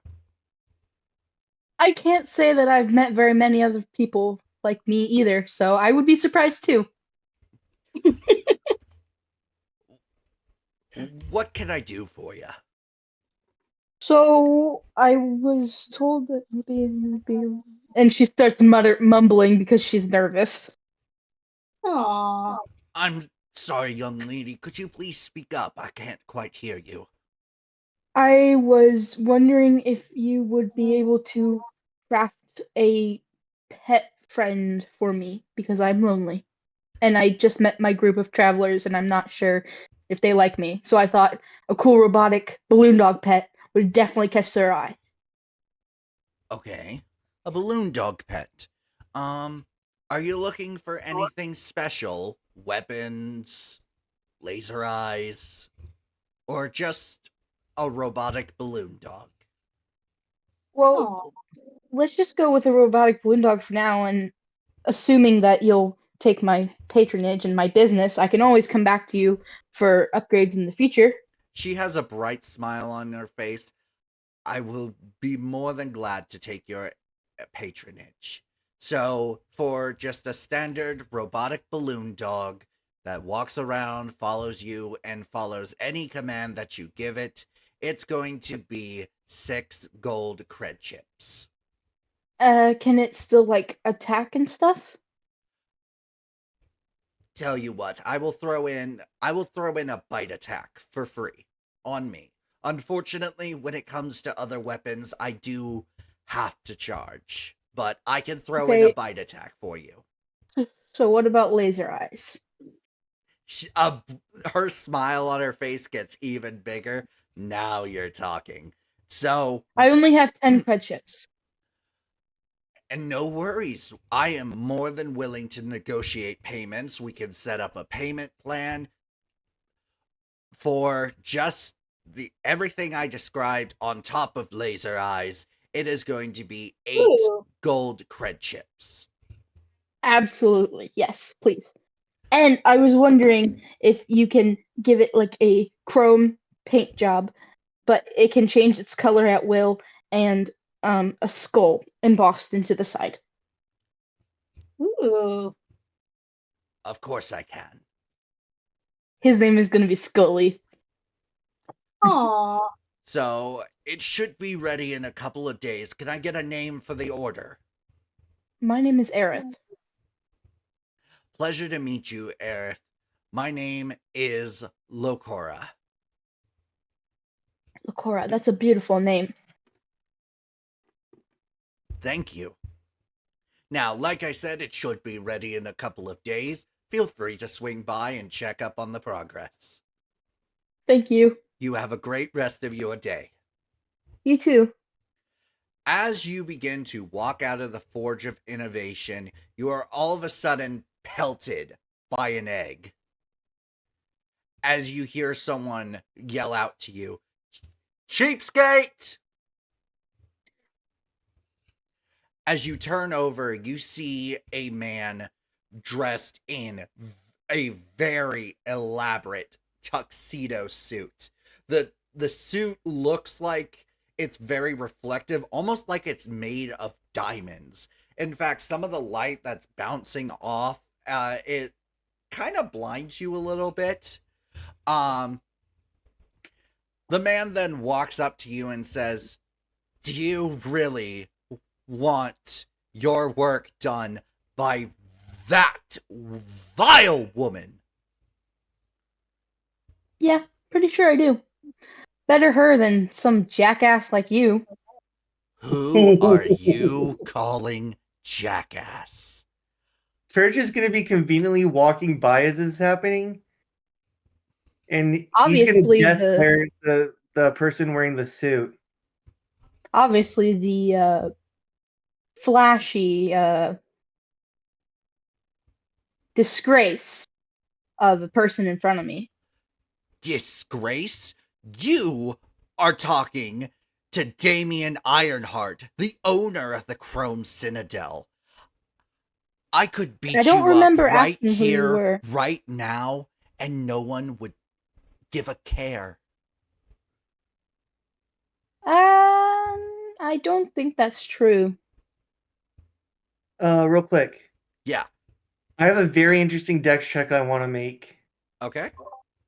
I want, assuming the cred chips are about the size of a coin. They are, yes. I want to make Okay, here's how interesting this is gonna be. I want to flip one, bank it off this dude's head, and catch it, and then ask if there's a problem. All right. Make that a just standard dexterity check.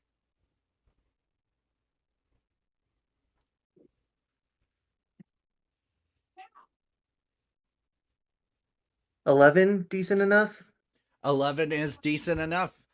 As you flick it, it almost kind of misses him, but then like a slight gust of wind kind of thunk hits him in the head. And as it flies back and you try to catch it, it kind of slips in between your fingers, but you're able to do like a quick like close your fingers to grab it before he can turn around so it looks like you caught it. Is there a And problem here? nothing you need to concern yourself with. I highly doubt that. Given you are bagging on one of my companions. Now, I don't think violence in this city is tolerated. So that prevents me from decking you right here. I mean, But I'm what's also quite happening sure. outside the city? I'm also quite sure that bullying another person, especially for where they do business. Now, church is supposed to sound stupid, but this is the most intelligent he's ever going to sound. For the Damn. record. Okay. I'm sure that bagging on someone else for where they do business is also not appreciated. So, unless you want to take this matter up with guards and see how petty you are being, why don't you scram? He Didn't glares tell you. at you, then glares at Aerith, and he says, "You lowlives aren't even worth my time." And he walks right in between you two to a building across the street with a big sign above it that says the Chrome Citadel. And besides, lower prices mean work gets done a little better than probably your company that does it, probably not even by hand, probably have some lame machine doing it. Oh, I'm sorry. Bagging on your company's not allowed. Who He kind of cares? just flips you the bird as he's walking away and just Dang. slams the door to the store I'm behind gonna try him. and. Ooh, he's lucky I didn't try and bank the coin off his head again. I was gonna Thank you go for for sticking up for back me, of the but head this time. Bank shots. Aerith, you were saying? thank you for sticking up for me. But next time, I Yeah. don't recommend physical violence, physical measures. And don't worry Mhm. about it. Plus, it's what teammates do, party members, whatever you want to call us. It's what we do. We family. Come on, let's go find the others. So, Aerith, out of curiosity, based on the backstory you have told me, with Church now openly saying we're family, how does that make you feel? Oh. Welcomed, kind of like loved, kind of like we're friends now. A little skeptical because she's not really trust giving, but good. All right. So we are going to take a quick pause for me and my players to go refill drinks, get a bathroom break, all of that. We will see you guys in just a moment. All right, guys, we are back. Everybody's back from break. So, all right. So, Church and Aerith have went to go find the others. So let's loop back around to Max, because Max, I know you had said you were looking for either some magic items or magic weapons to help you out. Have you managed to find anything you have your eyes set on? Well, I mean, unless I'm looking at through D&D Beyond, probably D&D Beyond, I'm gonna have to look a list of items that are probably acceptable at my level. You could do like Let's a see. +1 bow or like +1 dagger or something. I already have a +1 long sword, and I can use long swords, of course. I think I dropped something and that scared me. Let's see. I gotta look at common magic items I'm proficient with, of course. I mean, there's always a good thing to always look at armor, because sometimes armor helps so much. But I can't go for something too expensive. Oh, here, sorry.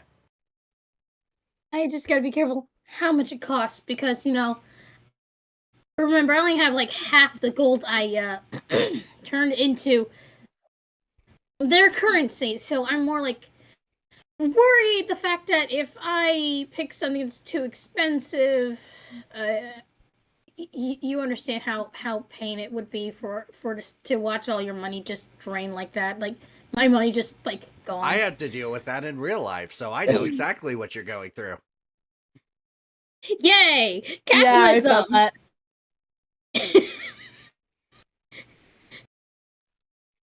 But yeah. Don't come at us, America. But Just die.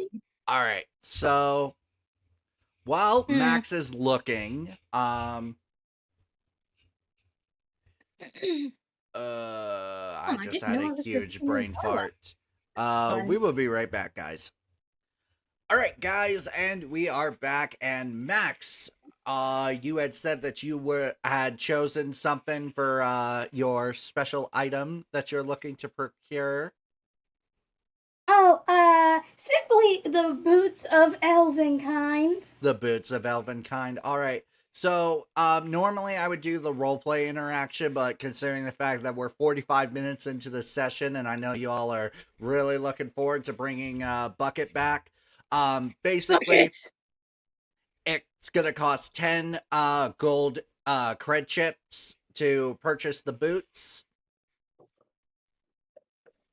I hand it over because, of course, I want to get this over with so that I can see Bucket again. Because Bucket! It is Bucket, for God's sake! And when you now have the boots of Elvenkind, and you guys are all grouped up back together.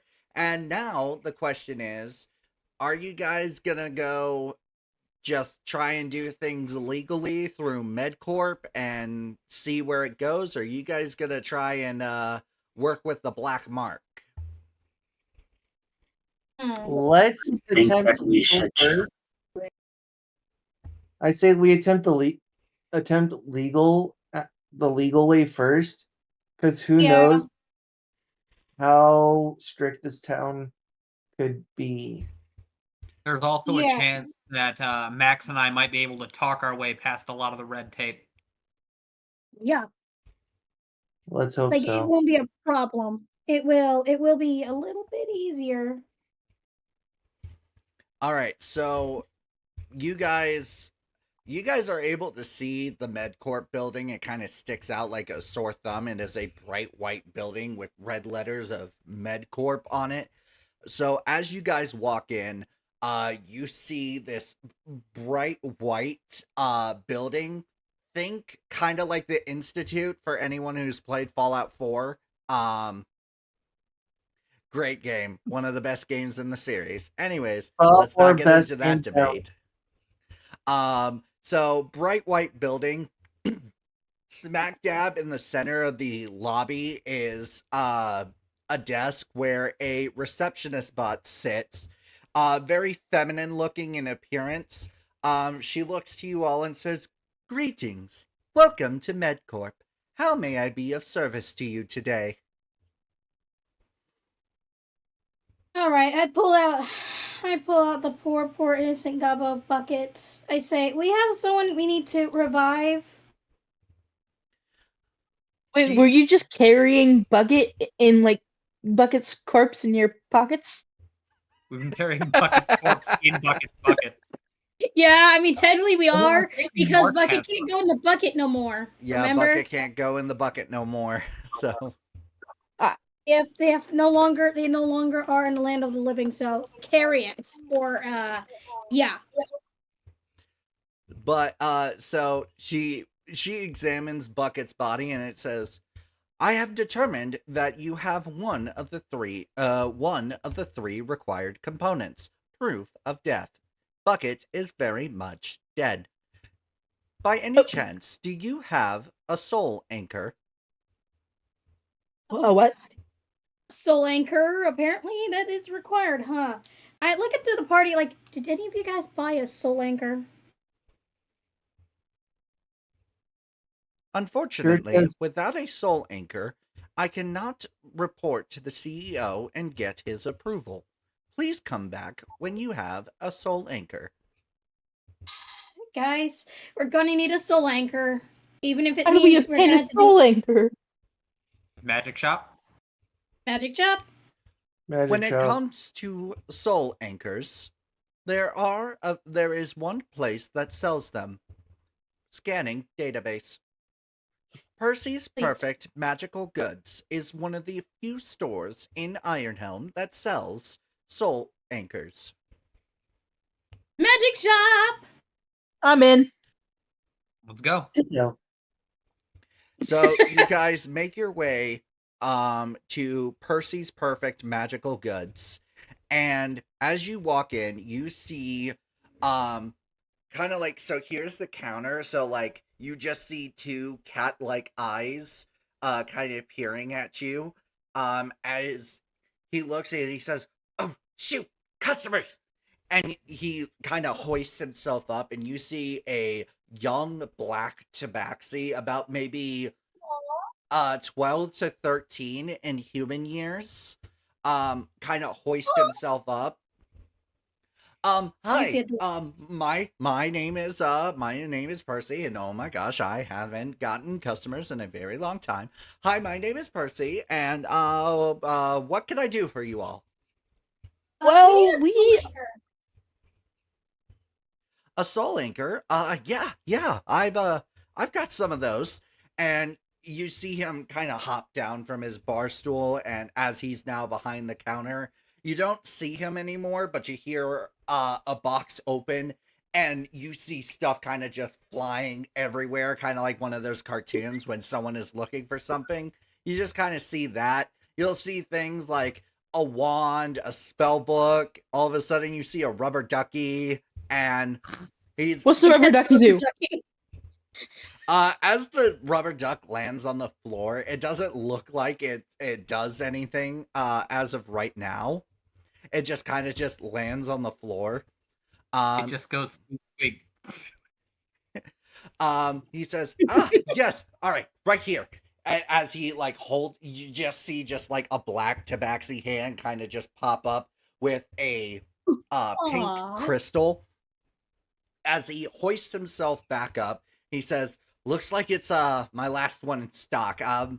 Sorry about that. It's that box is that chest is like a kind of like a bag of holding, but except I made it into a chest. I'm actually pretty magical like that. That is so cool. I haven't gotten the chance to put anything out on the sales floor because, I mean, nobody comes here because nobody cares about magic in Ironhelm, and I'm realizing how stupid it was to set up a magic shop in an all-tech Do you need town. hugs?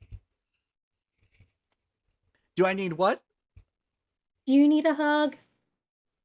You see him, like, leap from the counter and just jump into your arms, Max.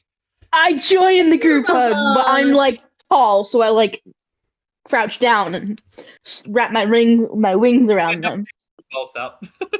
And he picks us all up.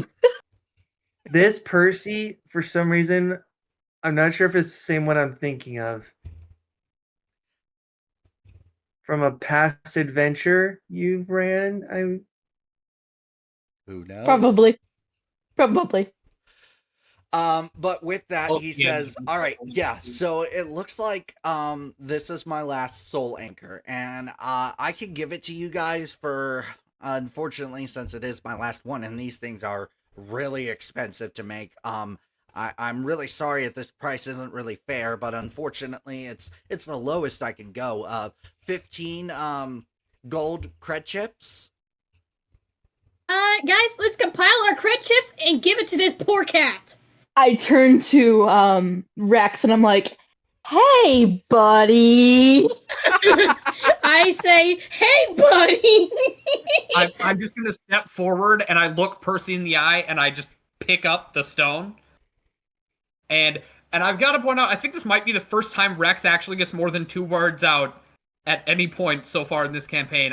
I look him in the eyes and I go, "My dear boy, that's perfectly fine here." And I'm just gonna put the 15 cred chips down on his counter. He hoists himself back up on the counter and grabs the chips and puts them in his register, and he says, "Thank you all so much for visiting. Please feel free to come again." I'm gonna give him 2 gold pieces, and I'm not gonna cred get chips, him my pieces. 8 cred chips because look, this is cute. I can't. He needs business. He's just Yeah. too. He needs big boy He money. needs slow. So you guys give him your money, and with that, you guys make your way back to Real Midcourt. quick, Yeah. Oh, yep. as we're leaving his shop, I want to make, I guess I get at best an ideal, I would say a perception check to see if this is the same Percy Church has heard the very history about. Yeah. Roll a perception check. You know what? I'd also like to scan around for one of those totems I mentioned earlier. Rexius, go ahead and roll a perception. 19. With a 19, you have heard the legends of this Percy. How he managed to help another group of adventurers in the realm of Faerun. And yeah, it's the exact same one. I'm going to look back at him and go, "Are you the same Percy that worked with the very famous Shenana Gang?" His eyes Oh. light up. Yes. Yes, I was. One of your group members was my mentor. It's an honor to meet you. It's an honor to meet a friend of him, sir. And Rexius, with your 19, you do find the totem that you were looking for. What totem were you looking for? So I the totem I'm looking for is a wondrous item called Grandma's Totem. And most of the time, it's completely useless. It'll be up to Rose if it gets consumed after each use, or if we can use it more than once. But it is an item we can use in downtime that will essentially just summon Rex's grandma to wherever the party is resting, and she'll want to hear about the party's adventures. She'll regard everyone like their grandchildren. And she will always be carrying a big tray of cookies, and the cookies actually heal HP. Nice. Yes! So I'm Grandma! going to pick up the totem and turn back to Percy and go, "My friend, how much?" Don't even worry about it. It's on me.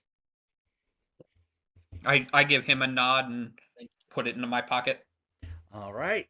And with that, you guys make your way back to MedCorp, and the same robot greets you. "Greetings and welcome back. Were you able to acquire the Soul Anchor?" I'm Yes! still holding it in my hand. Splendid.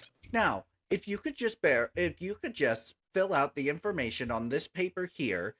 And she says paper, but what emerges from the desk is, it looks like paper, but it's got a very tech feel to it. Basically, it's a sheet of paper. It's like part tablet, part paper. And, so there's information on there, like what's the person's name, cause of death, stuff like that.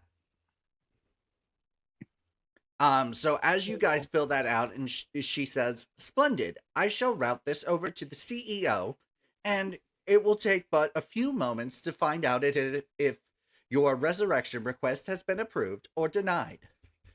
About maybe a couple of minutes go by, and she says, it is with unfortunate regret that I must say that your words.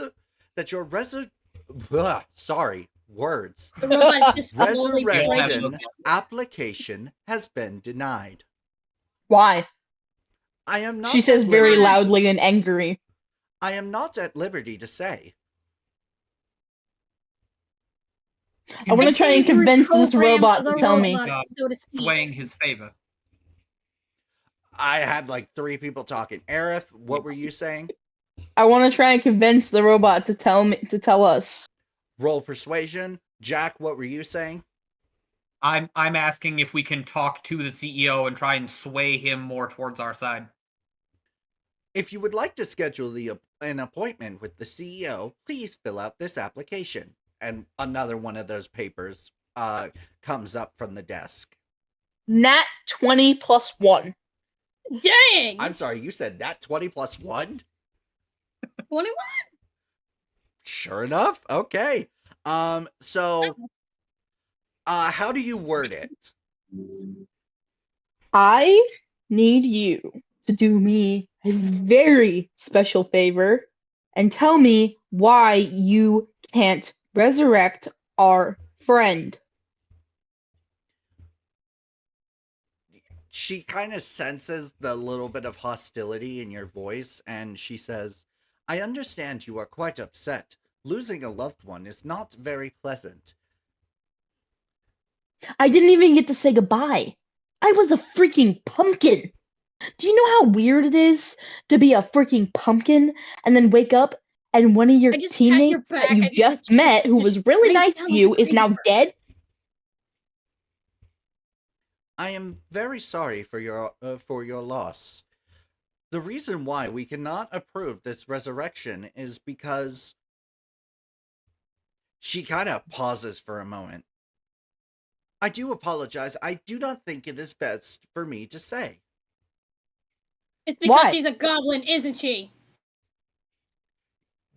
The receptionist bot just goes dead silent. I just slammed my hand on the desk. I said, really? Really? Is this the... Oh, so the CEO is just racist. Jack, Rexius, so after you had finished filling out that application, she was kind of the receptionist was preoccupied. However, your application was sent, and as Max says, so your CEO is just racist. The CEO pipes up and says, far from it, actually. And with that, why you did see a very elegant man walk into the room. An elven man with brown hair and beautiful blue eyes. His skin almost kind of radiates a little bit. And you can see that he has like the typical like doctor's lab coat with, you know, like the nurse pants. I know that's not what they're actually called. Scrubs. Thank you, Aerith. With scrubs, and you when it comes to this, you wouldn't be able to really distinguish the CEO from a typical doctor. So the CEO walks up and he says, far from racist, unfortunately, your friend here, I don't know how you managed to tame a feral goblin. However, goblins and orcs and other creatures outside of Ironhelm cannot be trusted. The resurrection machine does not properly work on creatures that are not humanoid in nature. I mean, goblins and orcs technically are, but basically, I'm saving you all time. No, Well, I guess we have to go do some illegal shit. If anybody wants to roll an insight check, go ahead. Everyone rolls. Everyone. Not 20! Now! Not 20! I got 21. That's 15 plus my plus 6 in insight. All right. 15 total. I got a nat 20. We got a 15, we got a 19, a 21. You all know he's full of shit. Knew it! Church is gonna... Church's eyes are just gonna have that almost kind of snapped look. Now look, you can either do the right thing, or you can piss us all off, cost us a friend, and we'll go outside and tell everyone that your machine and your entire program is clearly restricted to specifics, making your company literally racist. Yeah. And the Church is racism doing this with here. just like, what's a good example? Think Bonesaw McGraw from the first Tobey Maguire Spider-Man. Okay. Oh, Doing it with those angry eyes. The CEO Wow. leans in. Oh, you guys are like, your noses are almost touching Church and the CEO. Speak. No, Church. Ah. I'm not sure that is an action you have the guts to take. Okay, before this Fine. escalates, I'm like, everyone, chill. I want to try and do like a. This is the point where the first time ever Church has actually taken off his goggles to reveal his eyes, and for some reason he is able to see perfectly fine despite his eyes looking completely blind. oh dear God. Your company did this to me when I was a kid. Do you really want me to prove it by going out there and showing everybody? No, Oh dear. it can't be. And They fix our told me you friend, were dead. or I They will. told me you were dead. They told me you were dead. He's not dead I'm apparently. gonna Your quickly company grab his really- shirt He's before he starts standing to get right away. there. Yeah. Who? Poke him. He's alive. Told you. Who?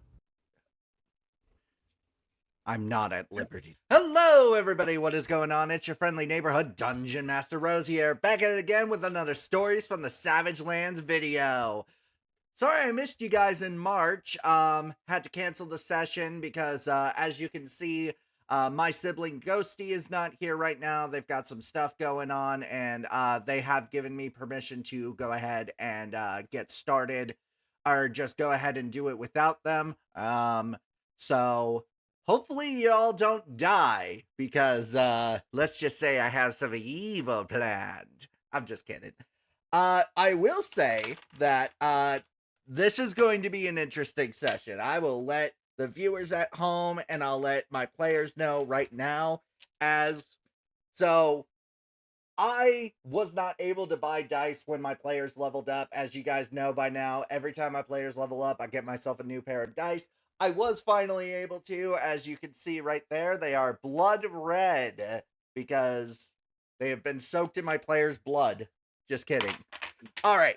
If you guys did not watch the last episode, what the heck are you guys doing here? Go watch the last episode and then watch this one, because this episode relies on information that was given last episode. But if you guys just need a quick recap, they have the party has arrived in the city of Ironhelm. They did a little bit of shopping, a little bit of role play, and they finally went up to MedCorp, got an audience with the CEO.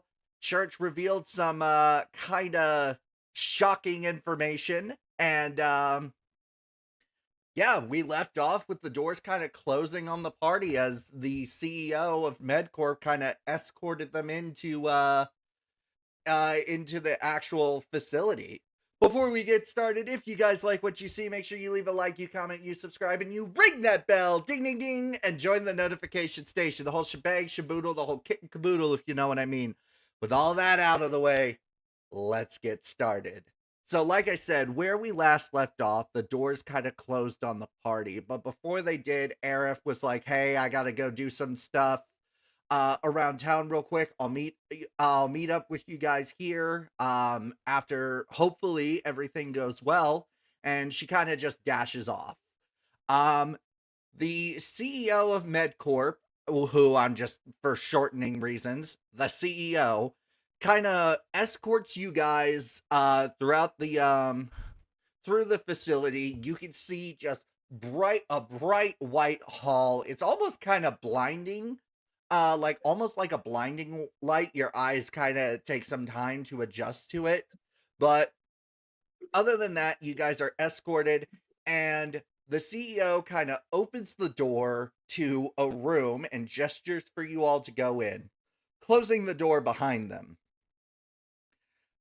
He then locks the door, snaps his fingers, and all of a sudden, you guys are restrained. Your arms are restrained as you feel metallic arms begin to grab you. You kind of turn your head to be like, what the fuck? And you see medbots, these little medical robots that are white with the red plus on their heads. They're kind of short too, kind of like about the size of a dwarf. And so they restrain you guys, and the CEO walks up to you, Church, and he pulls back his coat to reveal a gun in a holster. He pulls it out and points it at your head and says, "They may have lied to me about your death, but I will make sure that this time you stay dead." Oh, shit, something I forgot to mention at the beginning. All of my players, you guys have one reroll given to you by the Dungeon Master. Use it wisely.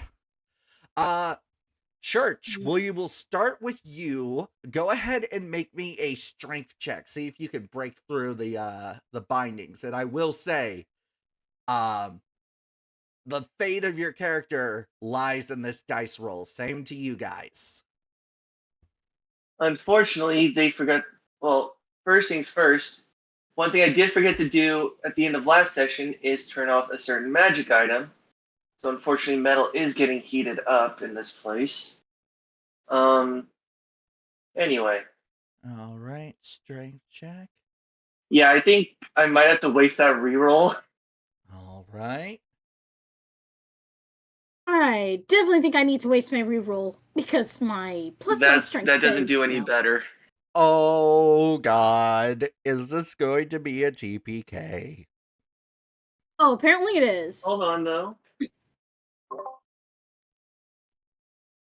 Church, if you got any extra rerolls, now's the time to use them. I'm checking other shit beforehand.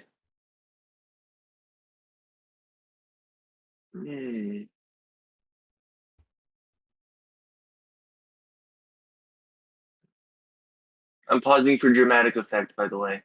Oh. The suspense is killing even me. And I'm the one who planned all of this. Yeah. Well, we're gonna die. You know, I could still technically headbutt the gun. If you want to go ahead and try and do that, I will allow it before a particular fate awaits you. It's a headbutt, so it would definitely be an unarmed strike. Which the fun part about that is in fact that I do also hold Tavern Brawler. Let's see how fun this gets.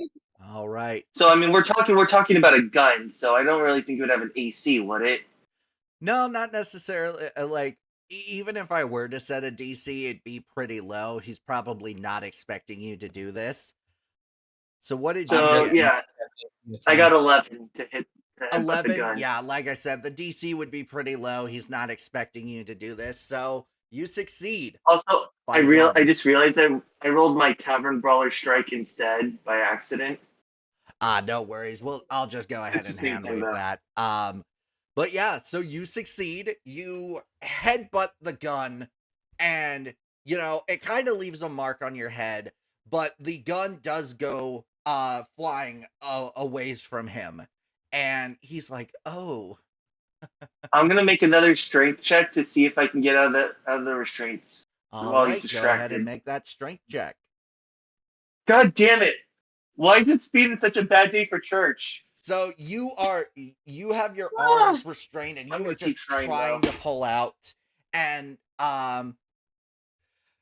he just kind of laughs. At a fourth attempt, which I just rolled.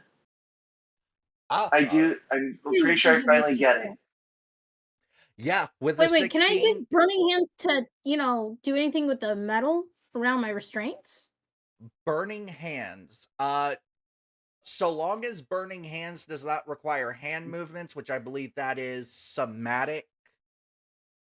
So long as it doesn't require... Actually, it's vertical and somatic. I didn't even need to... I could just do... It's It's somatic and verbal. Somatic and verbal. Okay, so I'm pretty sure that means you need to speak and be able to move your hands. Your hands are restrained, so based on the restrained condition, you cannot cast spells that require somatic components. But before we continue with you, Max, Rexius, or not Rexius, Church, I see you got a 16. So you're kind of struggling because you know it's only a matter of time before he picks up that gun because he's walking over towards it. And you finally break free. I'm getting something special on for this little crap. All right, so before initiative gets rolled, I will have everybody else go ahead and make a strength check. And Max, unfortunately, you cannot do the burning hands idea, but you are able to make one extra reroll or one extra roll on your strength check before we roll for initiative. I Can am I roll going. the one? I basically say The nat one. The first nat one of the session. simple words as I vanish in a silvery mist and appear 30 feet away.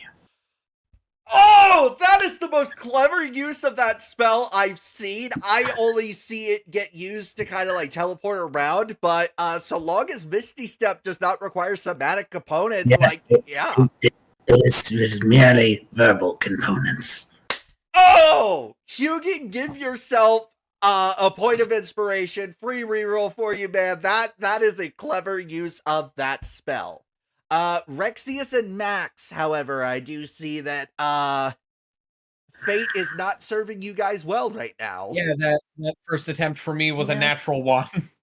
You gotta go ahead and use that Same. reroll, I had a Rexius. natural one.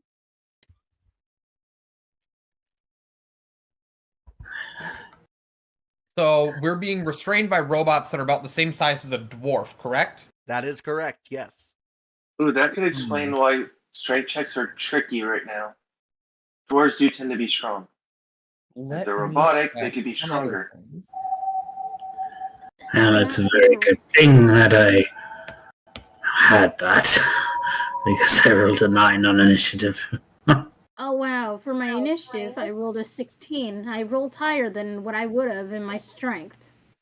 I think I'm going to save that reroll because I have a different plan for how I am going to get them to drop me.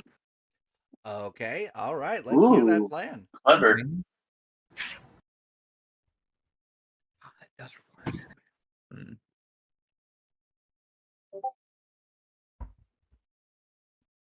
All right. Well, so while Rexius is figuring things out, I will see my viewers here in just a moment. Got to get everything set up. I will let you guys know there will be no combat music this time around.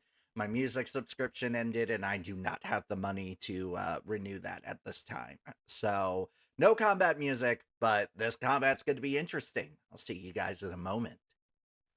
All right, guys, and we are back. Just a quick thing for the audience at home, so that way nobody's getting confused. This brown thing right here, and I just realized you can't see my cursor. This little brown rectangle right down here is a door. Anything that's in dark gray / black, depending on how you view it, is going to be, like, not part of the room.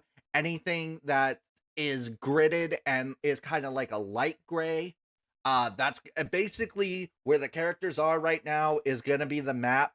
As you can also see, I've got initiative rolled, ready to go. We went ahead and since some of the people had already gotten ready to roll initiative, I figured we'd just go ahead and do it off camera. So that way, there's no long dramatic pauses for any reason. So, but first, before we begin combat, Rexius, how are you planning on getting out of this bind that you're in?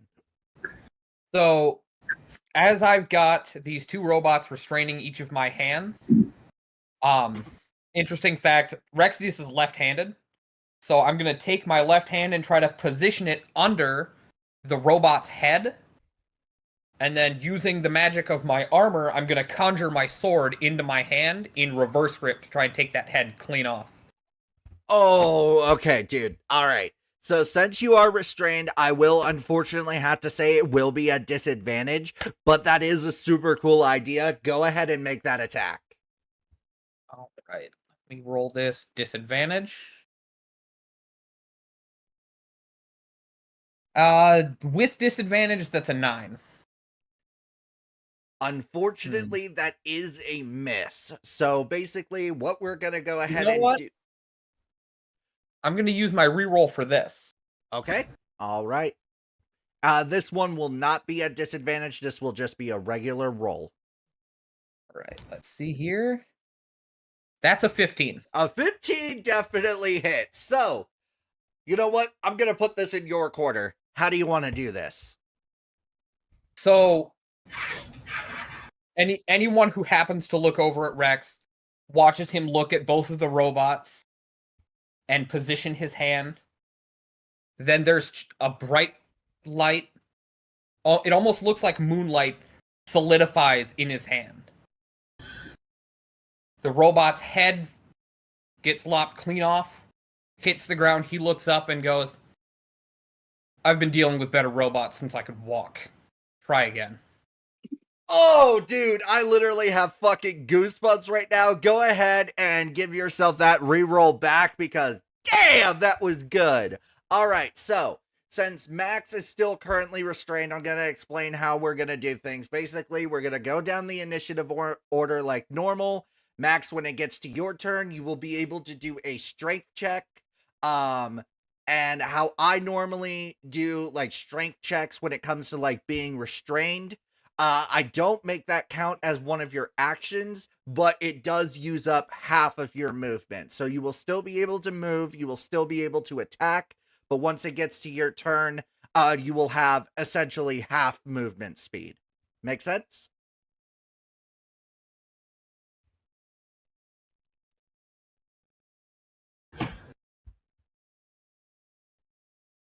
Pause for effect, potential technical difficulties.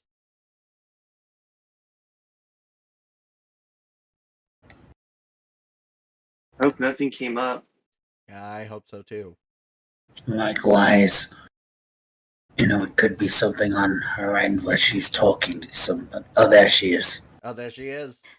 I understand, but I'm planning to do is like slip my paw through the restraints. As in, since I'm a very small person, I could slip my paw through the restraints. I could try that and burn hands on the other restraint. Oh, okay. All right. I will. That is clever. We will definitely figure out what we need to roll when it comes to your turn, but we are going to start at the top of the round with Church. I'm gonna quickly dash for that gun. And since I'm a monk, I'm pretty sure I would have Step of the Wind, which would cork dash not being so much an action anymore. Yeah, I do believe Step of the Wind just increases your movement speed. I could be totally wrong, though. If I had Baldur's Gate 3 up right now, I could totally check. I don't have that on my.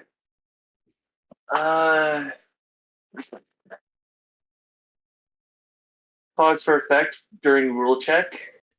Pause for effect during rule check.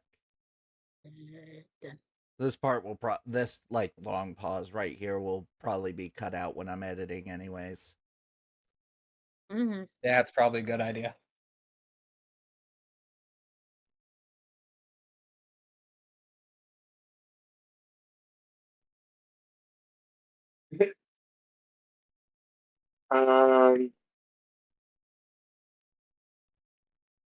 The awkwardness. Step of the Wind dash allows the monk to spend a bonus action and a key point to dash. Basically, so. Yep, to take the dash or the disengage action. All right, so that's fine with me. So you spend your key point, take the dash action as a bonus action. And so we'll say, let me, All right, we'll just do red, and then, there we go. okay, so what the, oh, I have it on the grab tool.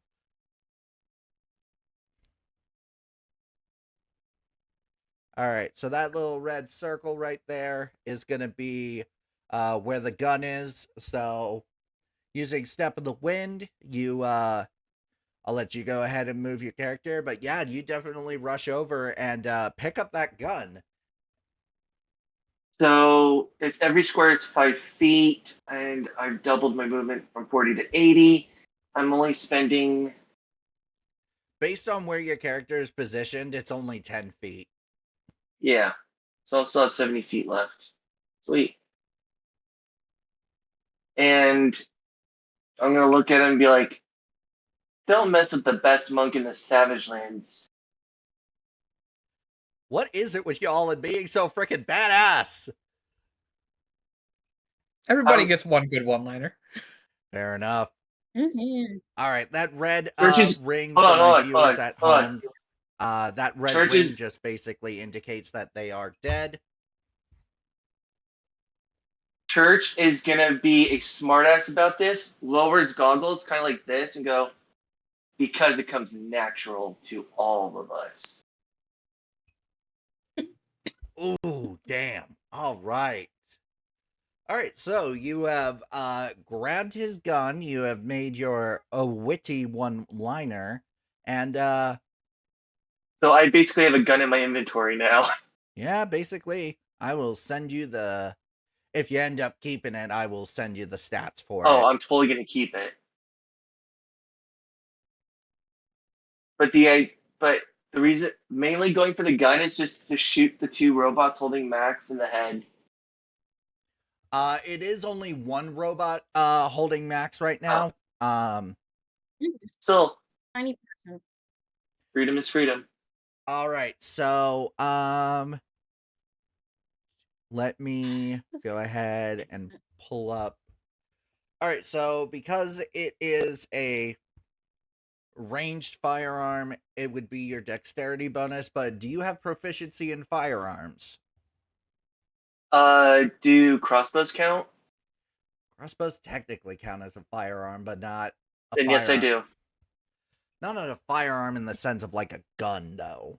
I think in D&D, firearms are their own skill. Yeah, you're right. You're right.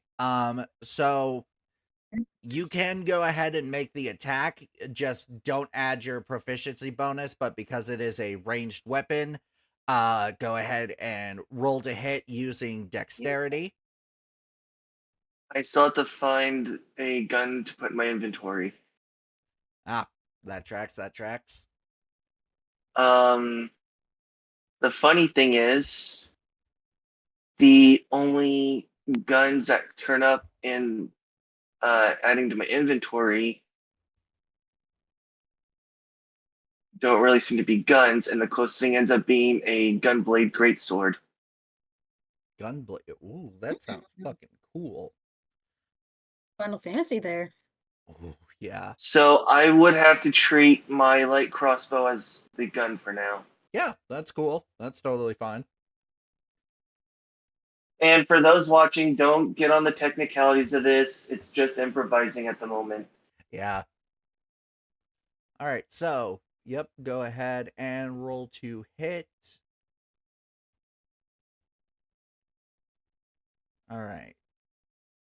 This is not the monk's day, is it? No, it doesn't look like it. Unfortunately, a 9 is going to miss. So close. Anything else you do with your turn, Church?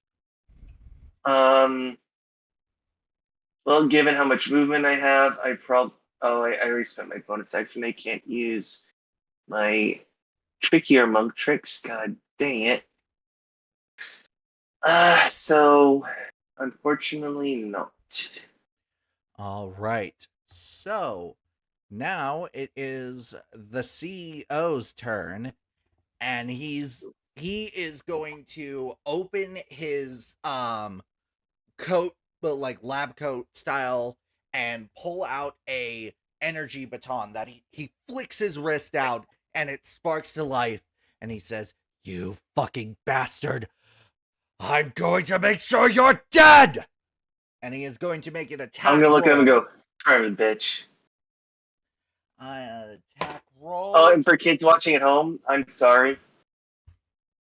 Oh, my channel is not geared towards kids, so if they're watching this Yeah. on I regular was- YouTube, I was saying that for comedy purposes.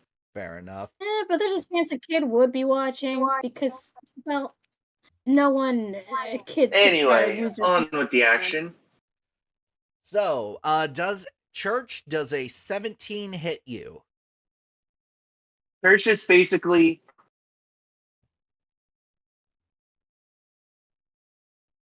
nope, too slow. Then he is going to make his second melee attack at you.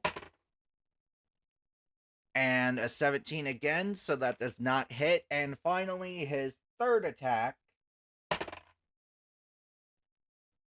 does an 18 hit. Church just not even close. Wait, dude, what's your AC? Right. 19. 19? 1 point away. Monk So love close. dexterity. Fair enough. Fair enough.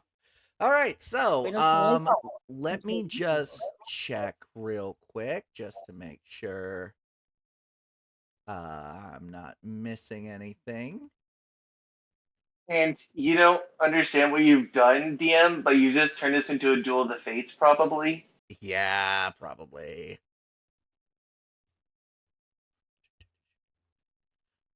Let me just...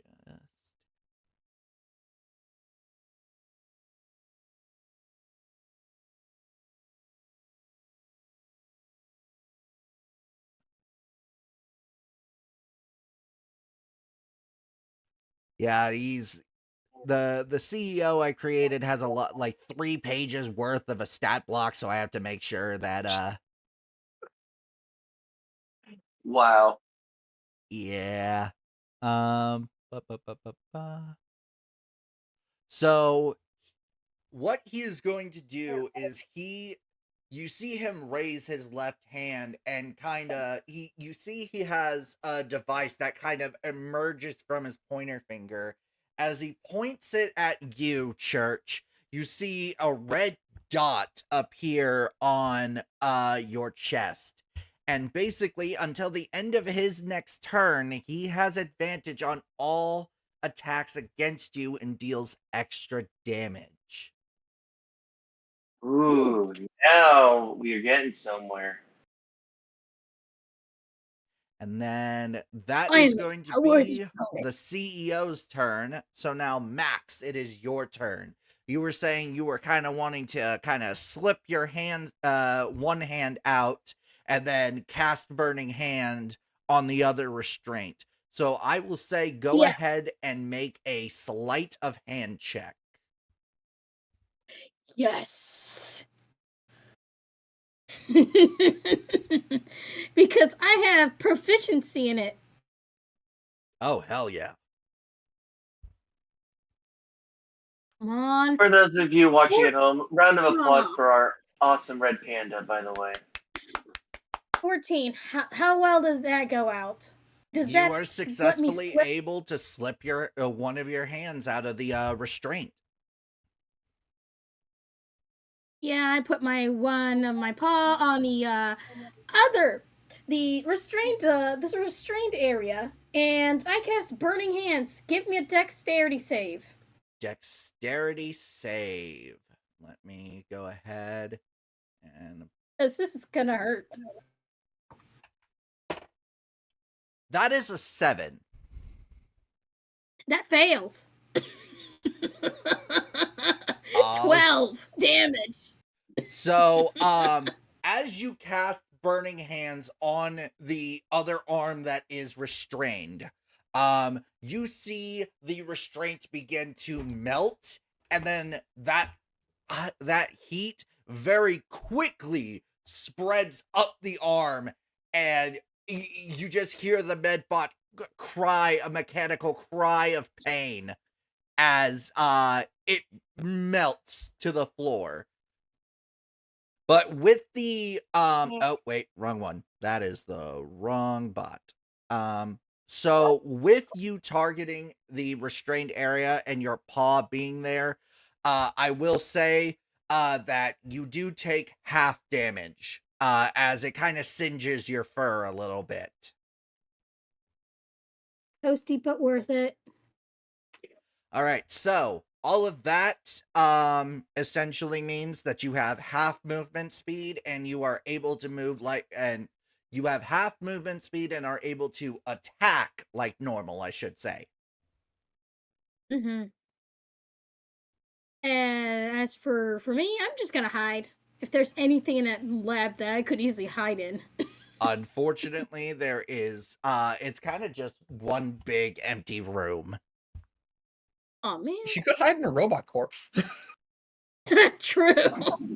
Hopefully not the one that just melted to the floor. There is also the one that's been decapitated. Fair enough. Yeah. I can hide in there. All right, yeah. Roll me a stealth check. See how well you hide in there. 22. With a 22? And I don't have advantage, but yeah, I have expertise on it, and I could easily just use that at advantage, but I'm not using the advantage because it's 22. I don't think with he a can see 22, me. you are able to hide in the medbot that was decapitated. So I'll kind of go ahead and position you right behind the medbot that was decapitated, and we'll go ahead and use a orange colored ring to signify that you are hidden. As you kind of make your way to kind of hide, you notice that the CEO does not even seem to be looking in your direction. His eyes are fucking dead set on Church. So you have the element of surprise on your next turn. Yes. So with that out of the way, next up is Hugin, who was very successfully able to teleport out of his restraints, which is so freaking clever, dude. All right, I am going to look at the remaining two robots, and I'm going to, well, and given that I don't know if I saw that or not, but I guess that given the fact that I don't see my panda friend here anymore, I will say that you saw them break out of the restraints and you saw them kind of sneak over and hide. The stealth check was more just for the CEO because, he's kind of dead set on Church right now. So you saw everything that happened. You know exactly where Max is. All right, then. Well, since I know where she is, I do not want to hurt her.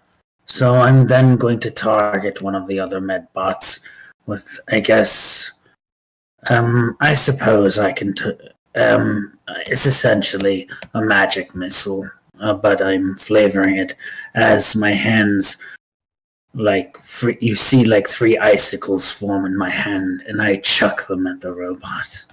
Ooh, all right. And because it's magic missile, it is an auto hit. Yes, so because each one of those has a plus, I believe it is a +1, and that would mean that is an 11. All right, 11 points of damage. Are you targeting just one, or are you targeting both, or how many are going to each? I'm targeting one. All right. So, the one that you target, we'll just go ahead and use this one right here. 11 damage. The icicles, all 3 of them just shook, shook, shook in the side of the medbot's head as it lets out a cry of pain as it falls to the ground. where the shards kind of punctured through the head and stuck out the other end. They shattered to the floor, leaving little ice shards as that is another medbot down. As a bonus action, I am then going to engage Blade Song. Blade Song. Hell yeah. All right. So, with that, it is now Rexius's turn. So, immediately around me, there's obviously the decapitated medbot. There's one. Is there one medbot remaining, or is it just the CEO? There is one medbot remaining. Okay. I see Church trying to have his one-on-one, so I'm going to leave him be for now. I'm going to go over and take a swing at that other medbot, see if I can make it 2 decapitations today.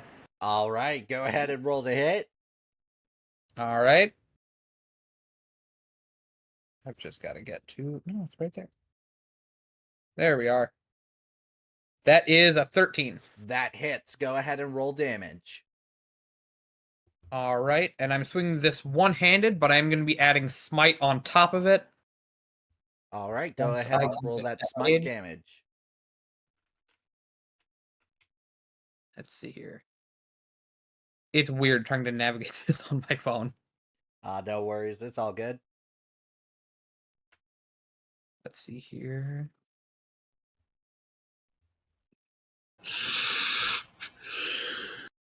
Spells reaction.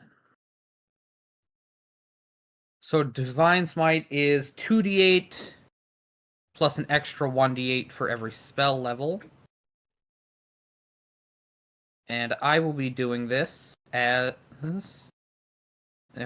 just the first level, so that's still 2d8.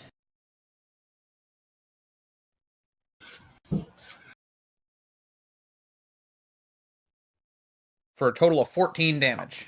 14 damage. Adding that Divine Smite, you cleave that final medbot's head clean off. It goes flying, hits the wall, and clanks down to the floor. All of you notice that the CEO is looking around and he's like, I will deal with you 3 later. Right now, I have a score to settle. I just look at him and shake my head disappointed. And then as the end of my turn, I'm gonna put my sword away and pull out my gun. Hell yeah. Real quick, let me just make sure. This guy's got legendary action, so I had to make sure I'm doing this right. All right. So what he is going to do is he has his stun baton in his right hand, his finger pointed. You see him put his middle finger and thumb together and snap.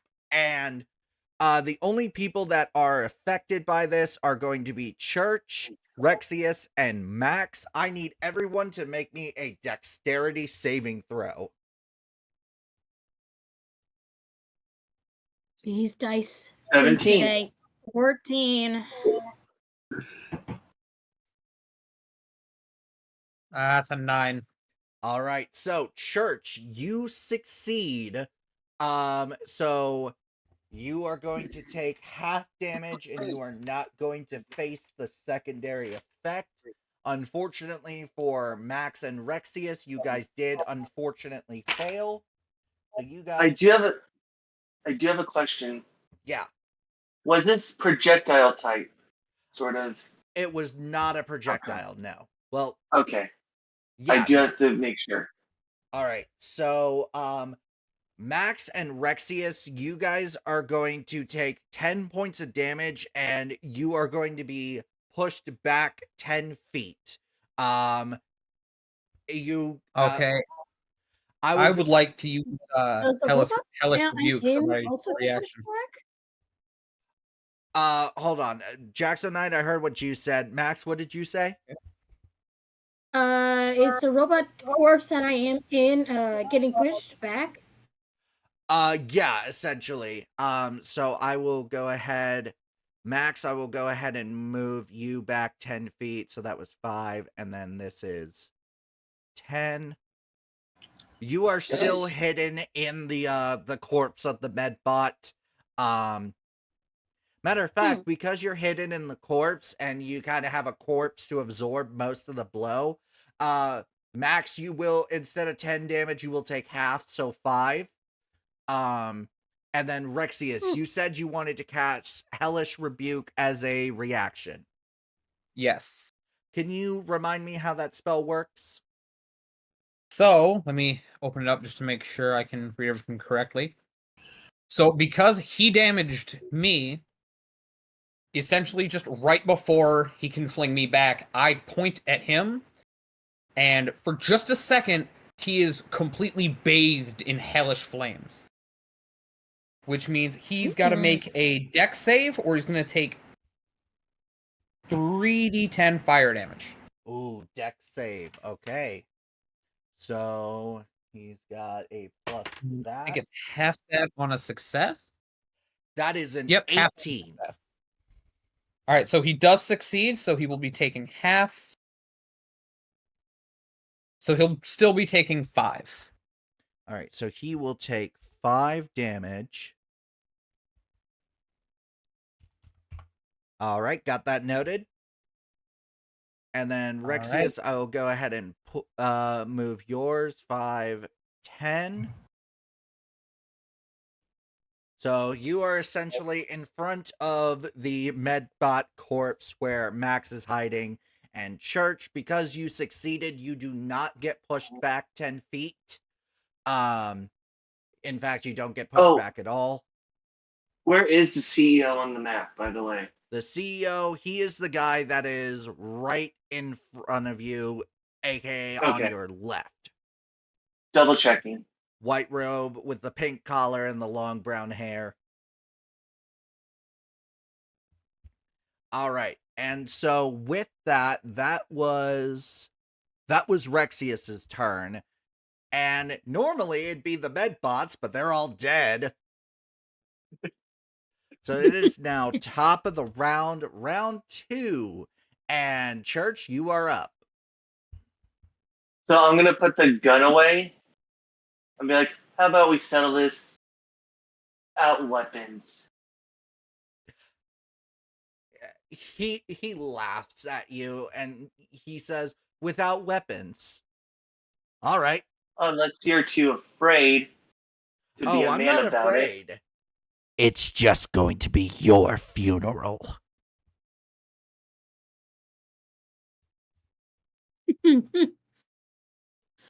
So, starting off with my enhanced unarmed strike. Oh, double check something real quick. Please hold. Starts up elevator music. Okay, I had to remind myself about the additional effect of my Monk's Flaming Arm Wraps still being on. Okay, so here we go. Enhanced Unarmed Strike. That is going to be a 22. Damn. Okay, that's going to hit. Go ahead and roll for damage. And I will be adding on 2d6 fire damage due to my flame. Max damage? Max damage for the unarmed attack? All right, bear with me for just a moment. Got to pull up a calculator. And for those of you watching, this is a first for Church. He never gets max damage on his unarmed strikes. All right, so what is the total damage on that? Rolling for the fire damage. That's going to be another 11, so he's taking in total 22 damage. All right, holy cow. While I am not disclosing his health, he was in the triple digits. He is now in the double digits. So, you still want to do this? Or you want to give up, you bastard? Where did you punch him? Oh, I made sure one punch went to the gut, one to the face.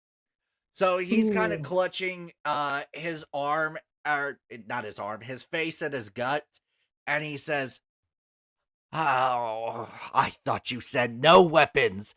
By all technical I accounts." never said it. Fists counted as weapons. Son of a bitch. No matter, you may have your special little flaming arm wraps, but I'll have you dead by the end of the hour. Let's see about that. All right. Anything else that the big old church is gonna do?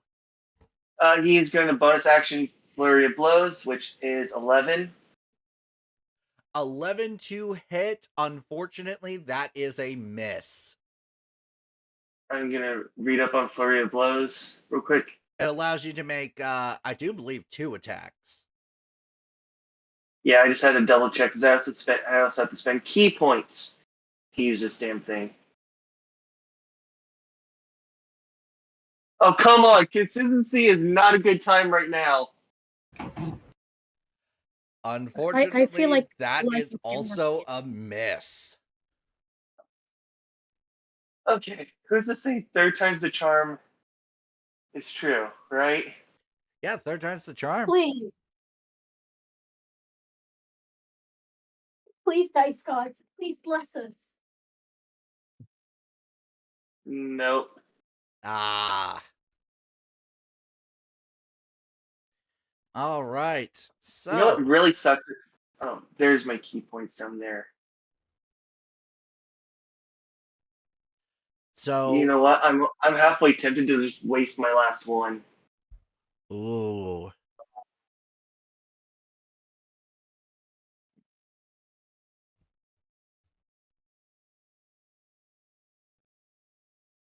But worth it to try and kick his ass. Beat his ass, young Midoriya. Hey! Last key point comes through. 17 plus 7. 17 plus 7. That is gonna hit. Go ahead and roll that damage. Another max damage, ladies and gentlemen. Oof. With more fire damage coming his way. That's 5 fire damage. That is 16. Ooh. And this one's going full force to his gut. He is gonna experience a burn.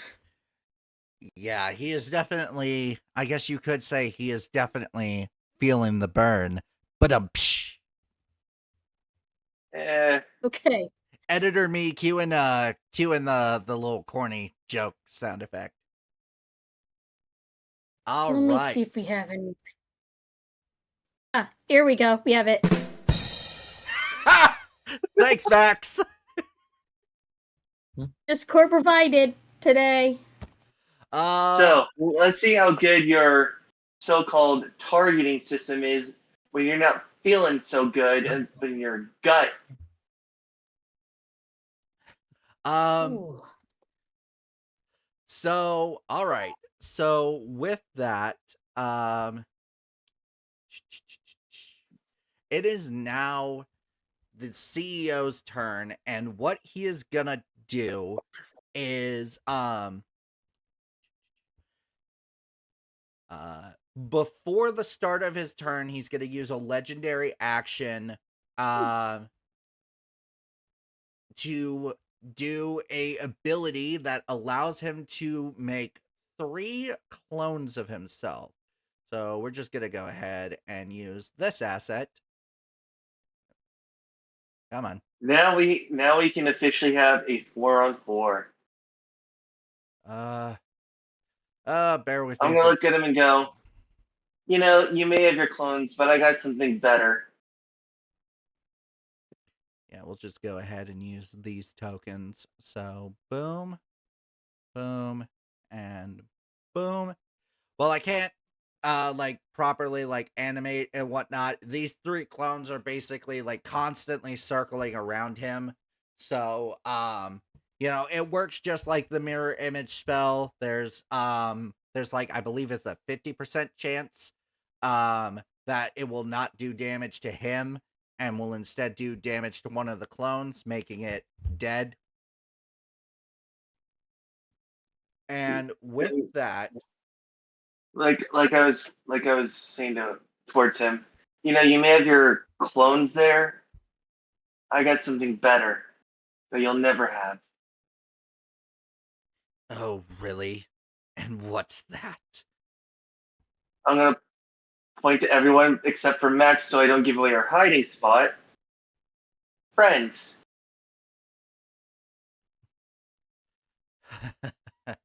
Friends? Friends? You gotta understand something about how the Savagelands works. The Savagelands does not allow friends, just mere people with the same goal. Just you wait.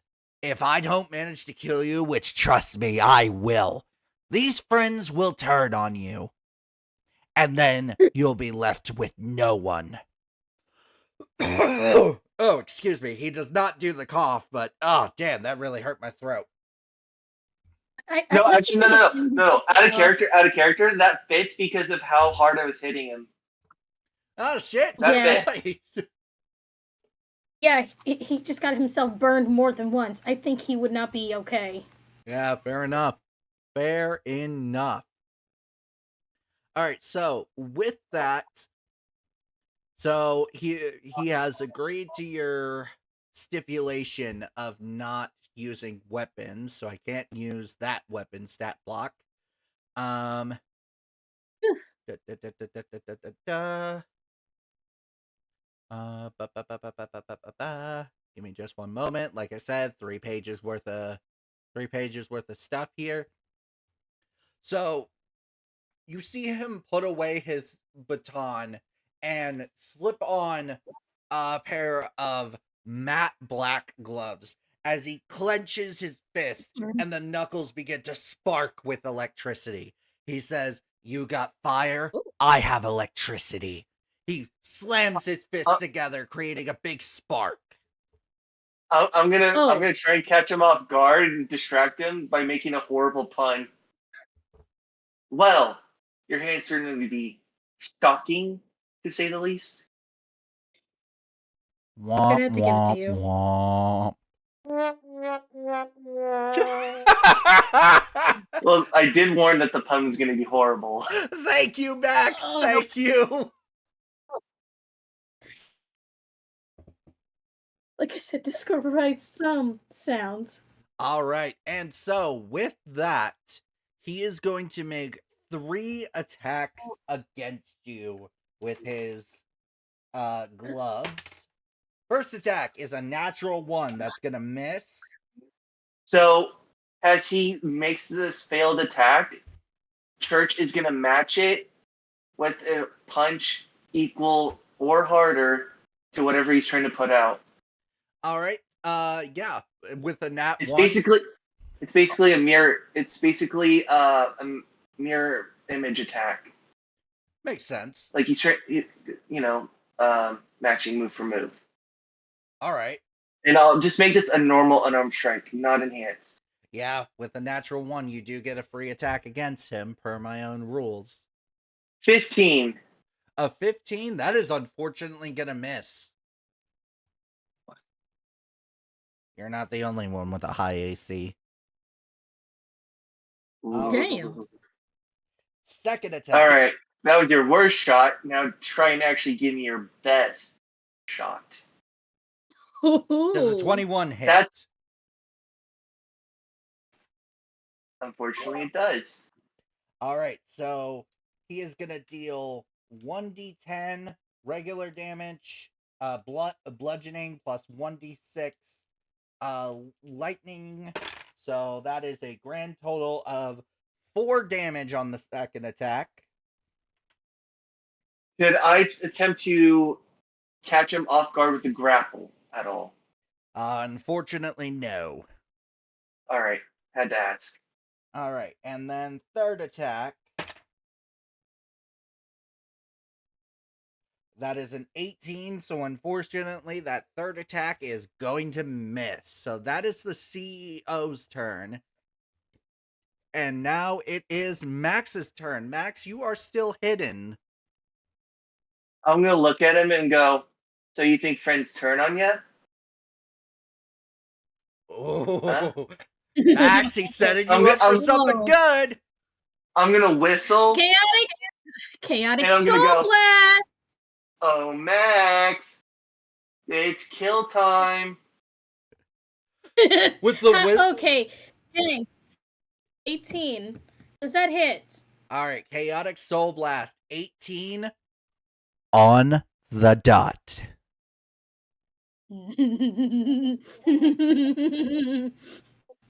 Oh, 9 damage. I just sniped where the burn spot is to make it even more painful. All right. And then just deducting that from his health. I'm gonna insult to injury him after Max's attack and be like, but I never said I was gonna fight you alone. Oh, wait, hold on. Before I subtract the damage, I just realized he has mirror image up, so I have to roll a percentile to see if it actually hits him. It is actually going to hit him.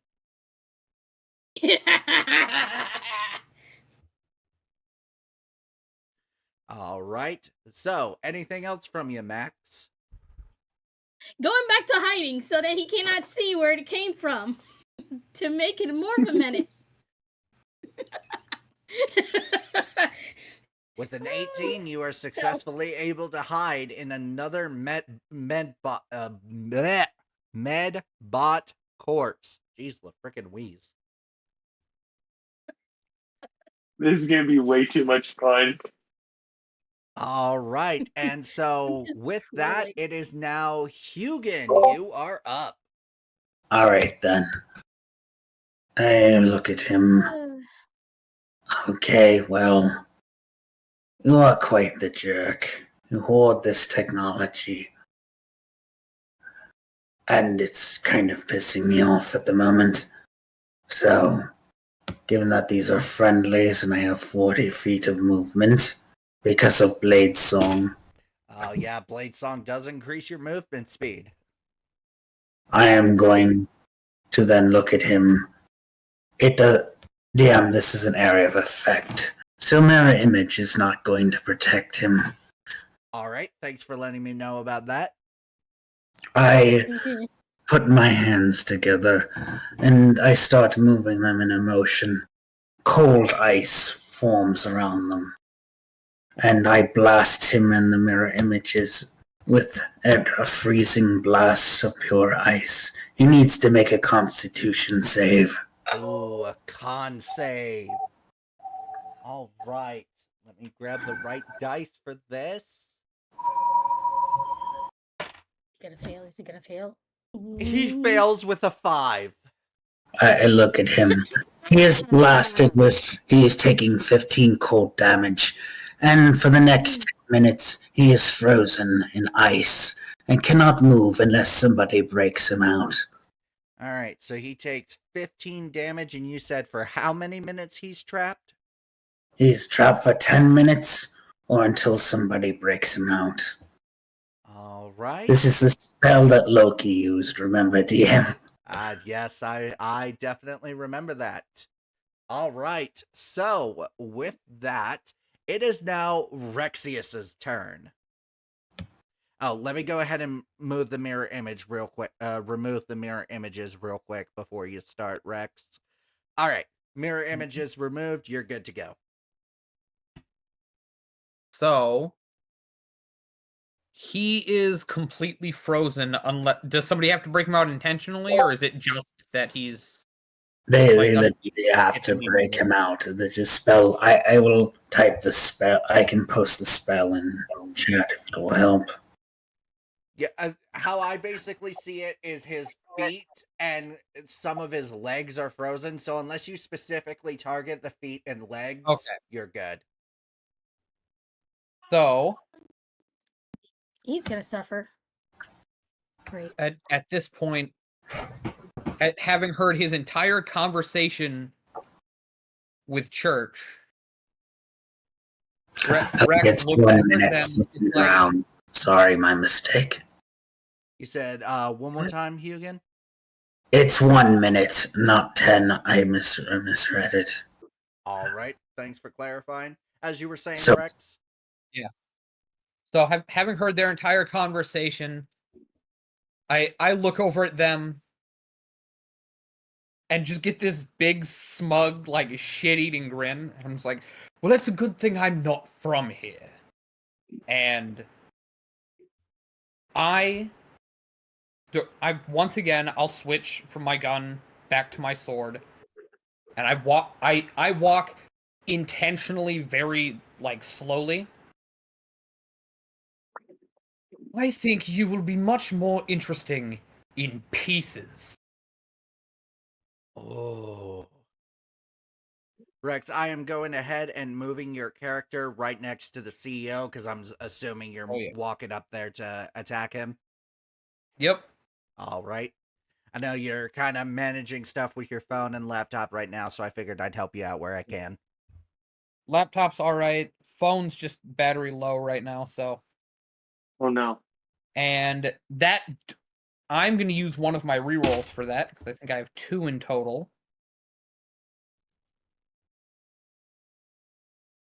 And it doesn't matter, I'm getting a 6 either way. Damn! Things started off really bad for you guys with rolls, then things kind of started picking up, and now they're diving. I've been rolling pretty well most of the session. I do have a question. Yeah, what's up? Given that the CEO is frozen, wouldn't that technically give him advantage? Not actually. You have a point. Plus, if I'm standing next to him, we should be flanking him. Yeah, fair enough. Yeah, go ahead. He is restrained, so that is an advantage. So yeah, go ahead and make that attack again, and you can have the reroll that you expended. You can have that reroll back. In that case, natural 20. Oh! And I am putting a divine smite on this attack too. All right. So with my homebrew crit rule, it does not affect divine smite. So you're not. Whoever played that sound bit, oh my god, that was so perfectly timed. Perfect. All right, so my max crit rule does not apply to divine smite. So basically, for the sword's damage, you're going to take the highest number you can get on that die, and then roll another die on top of that. So what's the damage dice? And are you wielding one-handed or two-handed? I'm wielding it one-handed, so it'll be 8 plus the extra 1d8. Correct. So here's the smite damage, and then the other 1d8 from that. So it turns into a total of 15 damage. 15 damage. Holy freaking cow, guys.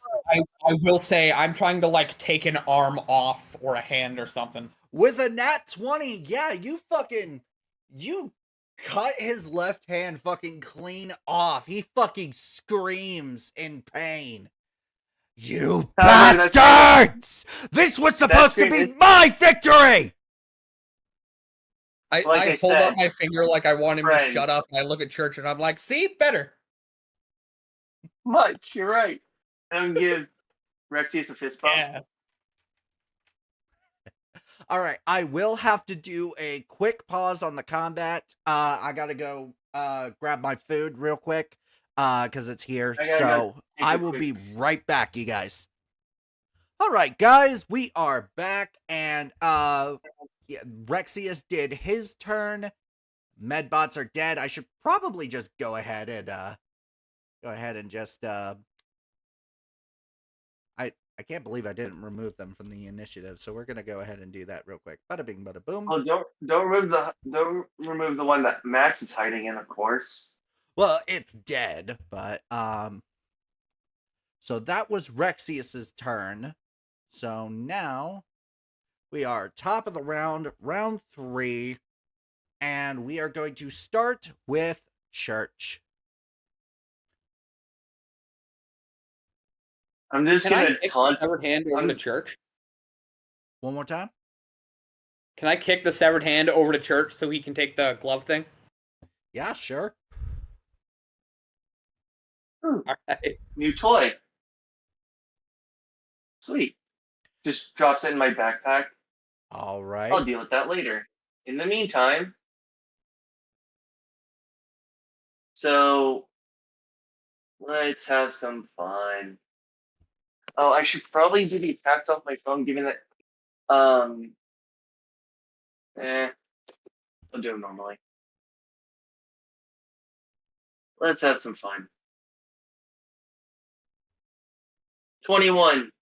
All right, 21. That hits. Go ahead and roll your damage.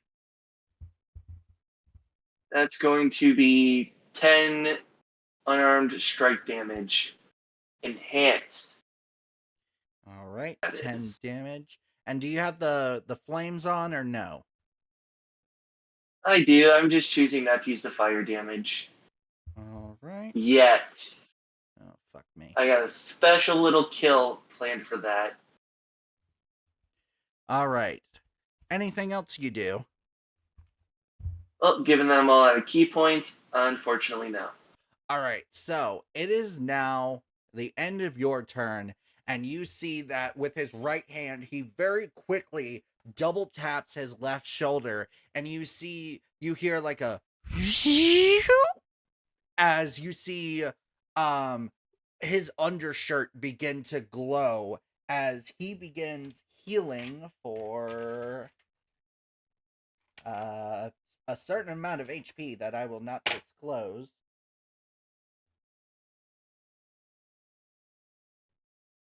The weird thing that's going to stop me and my friends from kicking yo ass into the great white Savagelands. Hell yeah. So you see that he heals up and he puts his hand out. He's like, wait. All right. You all win. You win. Is that what you wanted? You fucking win. How I will make a deal with you. You don't kill me? If you don't kill me, I will take you straight to the resurrection machine. I will let you use it, and as a gesture of good faith, I will give you all one free cyber grade. For those who don't know, cyber grades are basically what I call cybernetic upgrades, whether it be a robotic hand or mantis blades from Cyberpunk 2077. Obviously, that's not in this game because that'd be copyright, but, that's basically what a cyber grade is. All you have to do is not kill me. I'm going to consult with my friends first. Rexius, what do you think? Take a deal or fuck him. So, that is. oh, I thought you meant the other way. He's already broken No. his word once. What, I mean, what are the chances that he will do it again? Quite good, actually. Trust is easy to destroy, harder to earn. And once gone, it's,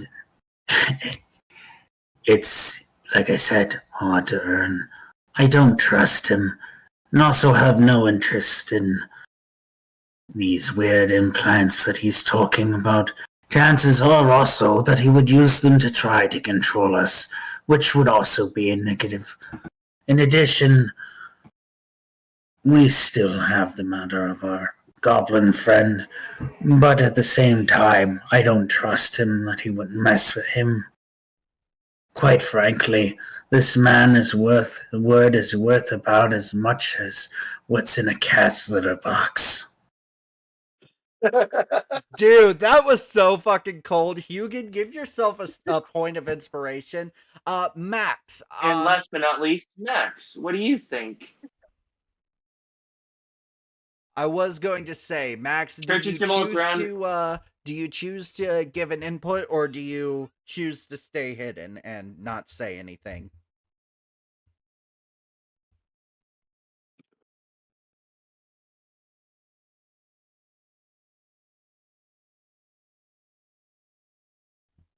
Pause for dramatic effect.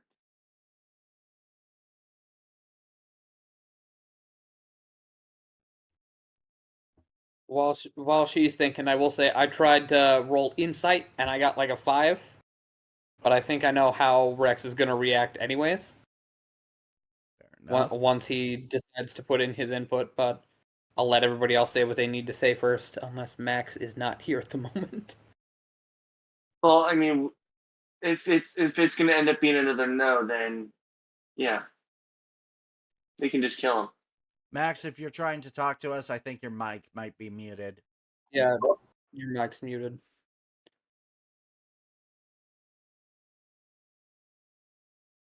I was gonna say,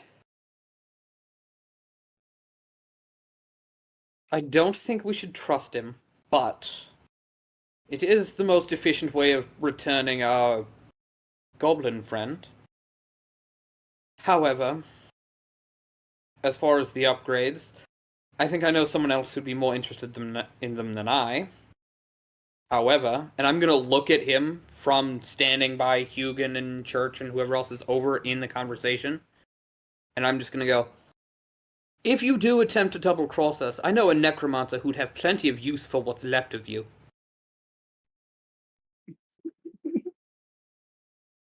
He stares at you shocked. It was like he starts to raise his left hand, realizes that oh fuck, it was cut off. So he raises his right hand and he says, "I swear on my life, I'm not double crossing. But if you choose to kill me, just know you're not making it out of this hospital alive." Watch it. Oh no, not coming from me.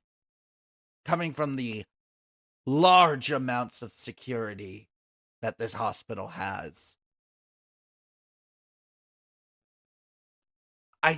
What I'm trying to say is you have no point but to trust me. Because I have an ace up my sleeve. If you kill me, it will not end well for you. Well, I'm gonna grab him by the collar and be like, you know, we could just as easily expose everything you've done to the world, and you will lose your entire fucking company. I look at him and I say one thing. You know, it occurs to me that there are plenty of windows in this hospital. If I were to kick a desk through one of them, we could merely jump down out of it. Regardless of height, I'd merely cast Featherfall, and we would be completely fine. You'd be surprised. You, on the other hand, well, I would make sure that we landed on top of you.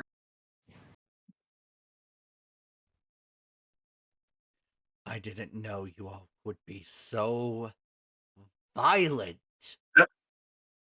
Use your words carefully.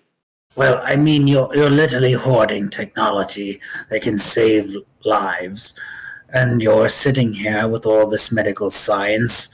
I mean, where's your honor? Where's your oath? Where's anything? I mean, it's just simply disgusting. I mean, the simple fact is, it's morally reprehensible what you're doing. Where's my honor? Where's my morality? Let me teach you a little something about Ironhelm and the Savagelands. Honor, morality. Real quick, DM. While he's prepping this, Church is gonna just get sick of it, and he's just gonna get ready to knock this dude's block off if he says the next wrong word. All right. Honor, morality.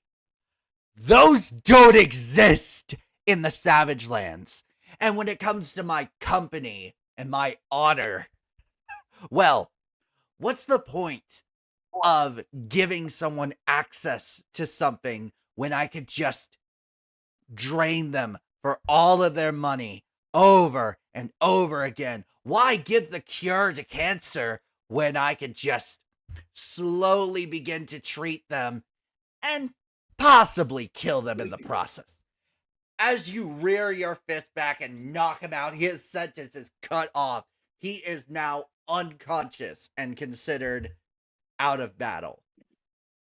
And he's got a like fist-sized burn mark just like this.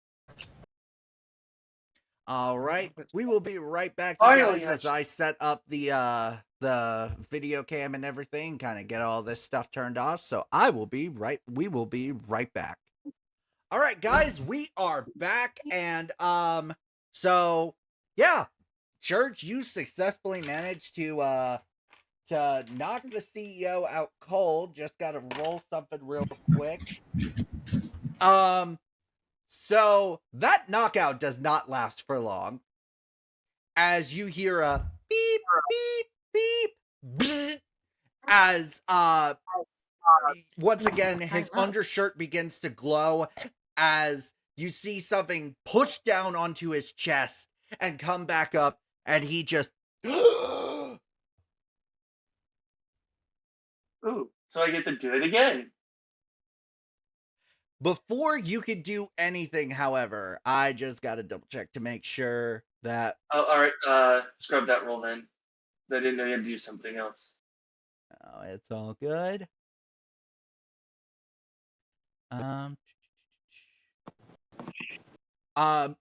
Before you do, he very quickly...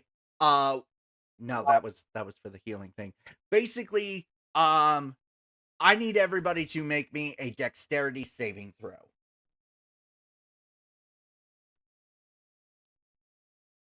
Oh no. 16. I'm assuming a 23 succeeds, or does it not? Well, dang, Hugin. Damn, That's quite the Hugin. check you got there. Let me just make sure I'm reading that properly. And I'm willing to bet that a 4 probably fails. I'm just hoping my 16 isn't considered a fail. All right, so with that, Max, what did you roll? Oh wait, Max is still hiding. Oh yeah, I am hiding. Oh, and you're not even in the area of effect. I'm looking at the map. You're not even in the area of effect. I'm so sorry about that. But Rexius, Hugin, and Church, you guys are. And Rexius, you failed. Hugin and Church, you succeeded.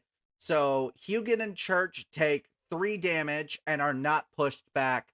Rexius, however, you take 5 damage and are pushed 5-10 feet. I still have the map pulled up. And so he's then immediately going to rush to the door and unlock it. I'm gonna, as he runs, I'm gonna attempt to sweep his leg. I was going to say he is leaving a threatened square, so that is going to provoke an attack of opportunity from Church. If you want to go ahead and do that. Do I gotta check my notes for something, because I don't remember if I didn't know if I had any extra rerolls from the last session.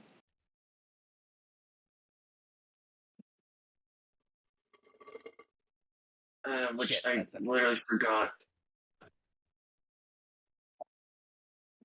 I really think we should have just ganked him. I did so give you that reroll earlier in the combat, and I don't think you used it. Okay. So let's give this a retry. That's not any better. All right, DM. I'm gonna have to chase him and like try and tackle him. And I did just realize, looking at the map, Hugin, you did also, because he's leaving a threatened square, you also provoked, which I see you rolled to hit Hugin, and got a natural 20. Okay. Oh my god. Damn! Well, The first nat 20 of this world. No, I got one earlier. Yeah. Oh yeah. But right, goddamn! And we got the first nat 20. We got the second nat 20 of the game. Okay. This session. Max. Okay, Hugan, if you please. Alright, so essentially, he's taking 12 cold damage, and his speed is reduced by 10. His speed is reduced by 10, so he can only move at 20 feet now. Which means I can Wasn't he still still catch frozen? him. Shit, you're right. He is still frozen. Oh my god. So, Although with that knockout, I would have only have just unfroze his head, too. yeah, makes sense. So, and he passed out standing. Standing up, but he kind of like flopped down. But, yeah, I just realized. So, Might do the flop. Church, go Unless ahead whatever and- he did that pushed me back broke it, but Yeah, no, it wouldn't have. That ice was like it wasn't. He wasn't specifically targeting the feet, so therefore it does not count. Church, go ahead and take your reroll back because he wouldn't have been able to move anyways. Hugan, you got a nat 20, which means you got a reroll. Go ahead and just keep that. However, it does not count as a expended spell slot if you had to use a spell slot. Yeah, he's kind of frozen. He's kind of fucked right now. He's trying to move, but he can't. And he's like, trust me, if you kill me, you're never going to be able to revive your friend. How about you just trust me, and I'll let you revive your friend. You know, it occurs to me that we could probably get a Revivify scroll from the magic shop. Let's just gank this bastard and do society a favor. before we do that, I want to walk over and I realize that this is going to be strange, but you keep mentioning that like his undershirt is what keeps healing him. Yeah. I'm gonna take it. I'm gonna rip it off him and take it. I think this is mine now. Ooh, there's gonna be some serious freezer burn. Okay, so you just rip the shirt right off of him. Coat's still on and all. Just rip it off. I will say I want to like remove it so that I can put it on. All right. So I don't want to destroy it in the process. Makes sense. So yeah, there's nothing he can do. He can fight back. Matter of fact, he can fight back. So let's go ahead and just do opposing strength checks. And his All right. strength stat is not good.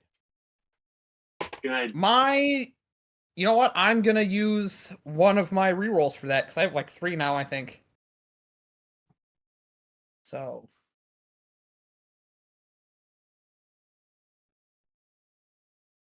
That's annoying. Okay, there we go. I had to use 2 of my rerolls, but I got a 17. And he got an 11. So you are successfully able to remove the undershirt off of him. I will go ahead and send you the stats for that after the session. But yeah. Just give me that. He's like, look, if you just trust me, I can bring you your friend back. I am going to, while I'm sitting here, realizing that I am probably going to have to, fight my way out of here at some point, I am going to cast Armor of Gathis on myself using my Infernal Legacy. Armor of Agathis, okay. I like it. And Church is going to switch out one of his flaming arm wraps, which he's going to make sure he turns off first, of course, Yeah. for one of the Joy Buzzer gloves. And he's going to walk over menacingly to this guy. Let's do what you tried to do to me and electrocute you. And it's just gonna be like, as the glove is on, he's just gonna grab the dude by the head. Jesus. Okay. Go ahead. For viewers at home, it's clear that Church completely does hate this guy. So do not think Church is just as bad as the CEO. Church is actually a hero in this case. Okay. So you essentially graphic trigger warning, I guess. You essentially fucking fry his brain with this joy buzzer glove, just grabbing his head and igniting it. Well, ignite's not the right word, but you know what I mean. And you basically fucking fry the side of his face and his brain, as he does fall back enough to where the ice does shatter, but as his body, the second it falls to the ground, you hear sirens outside.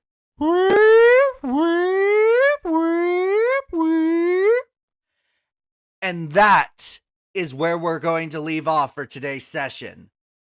Thank you guys so much for watching. Thank you so much to my amazing players for joining me in this session. He was supposed to be a lot fucking harder than that. God damn it, you guys! Well, like I tried to warn the CEO, friends. But we just jumped this man. You fucking jumped his ass! Jesus! Hey, for what he did to church in the past, he deserves it.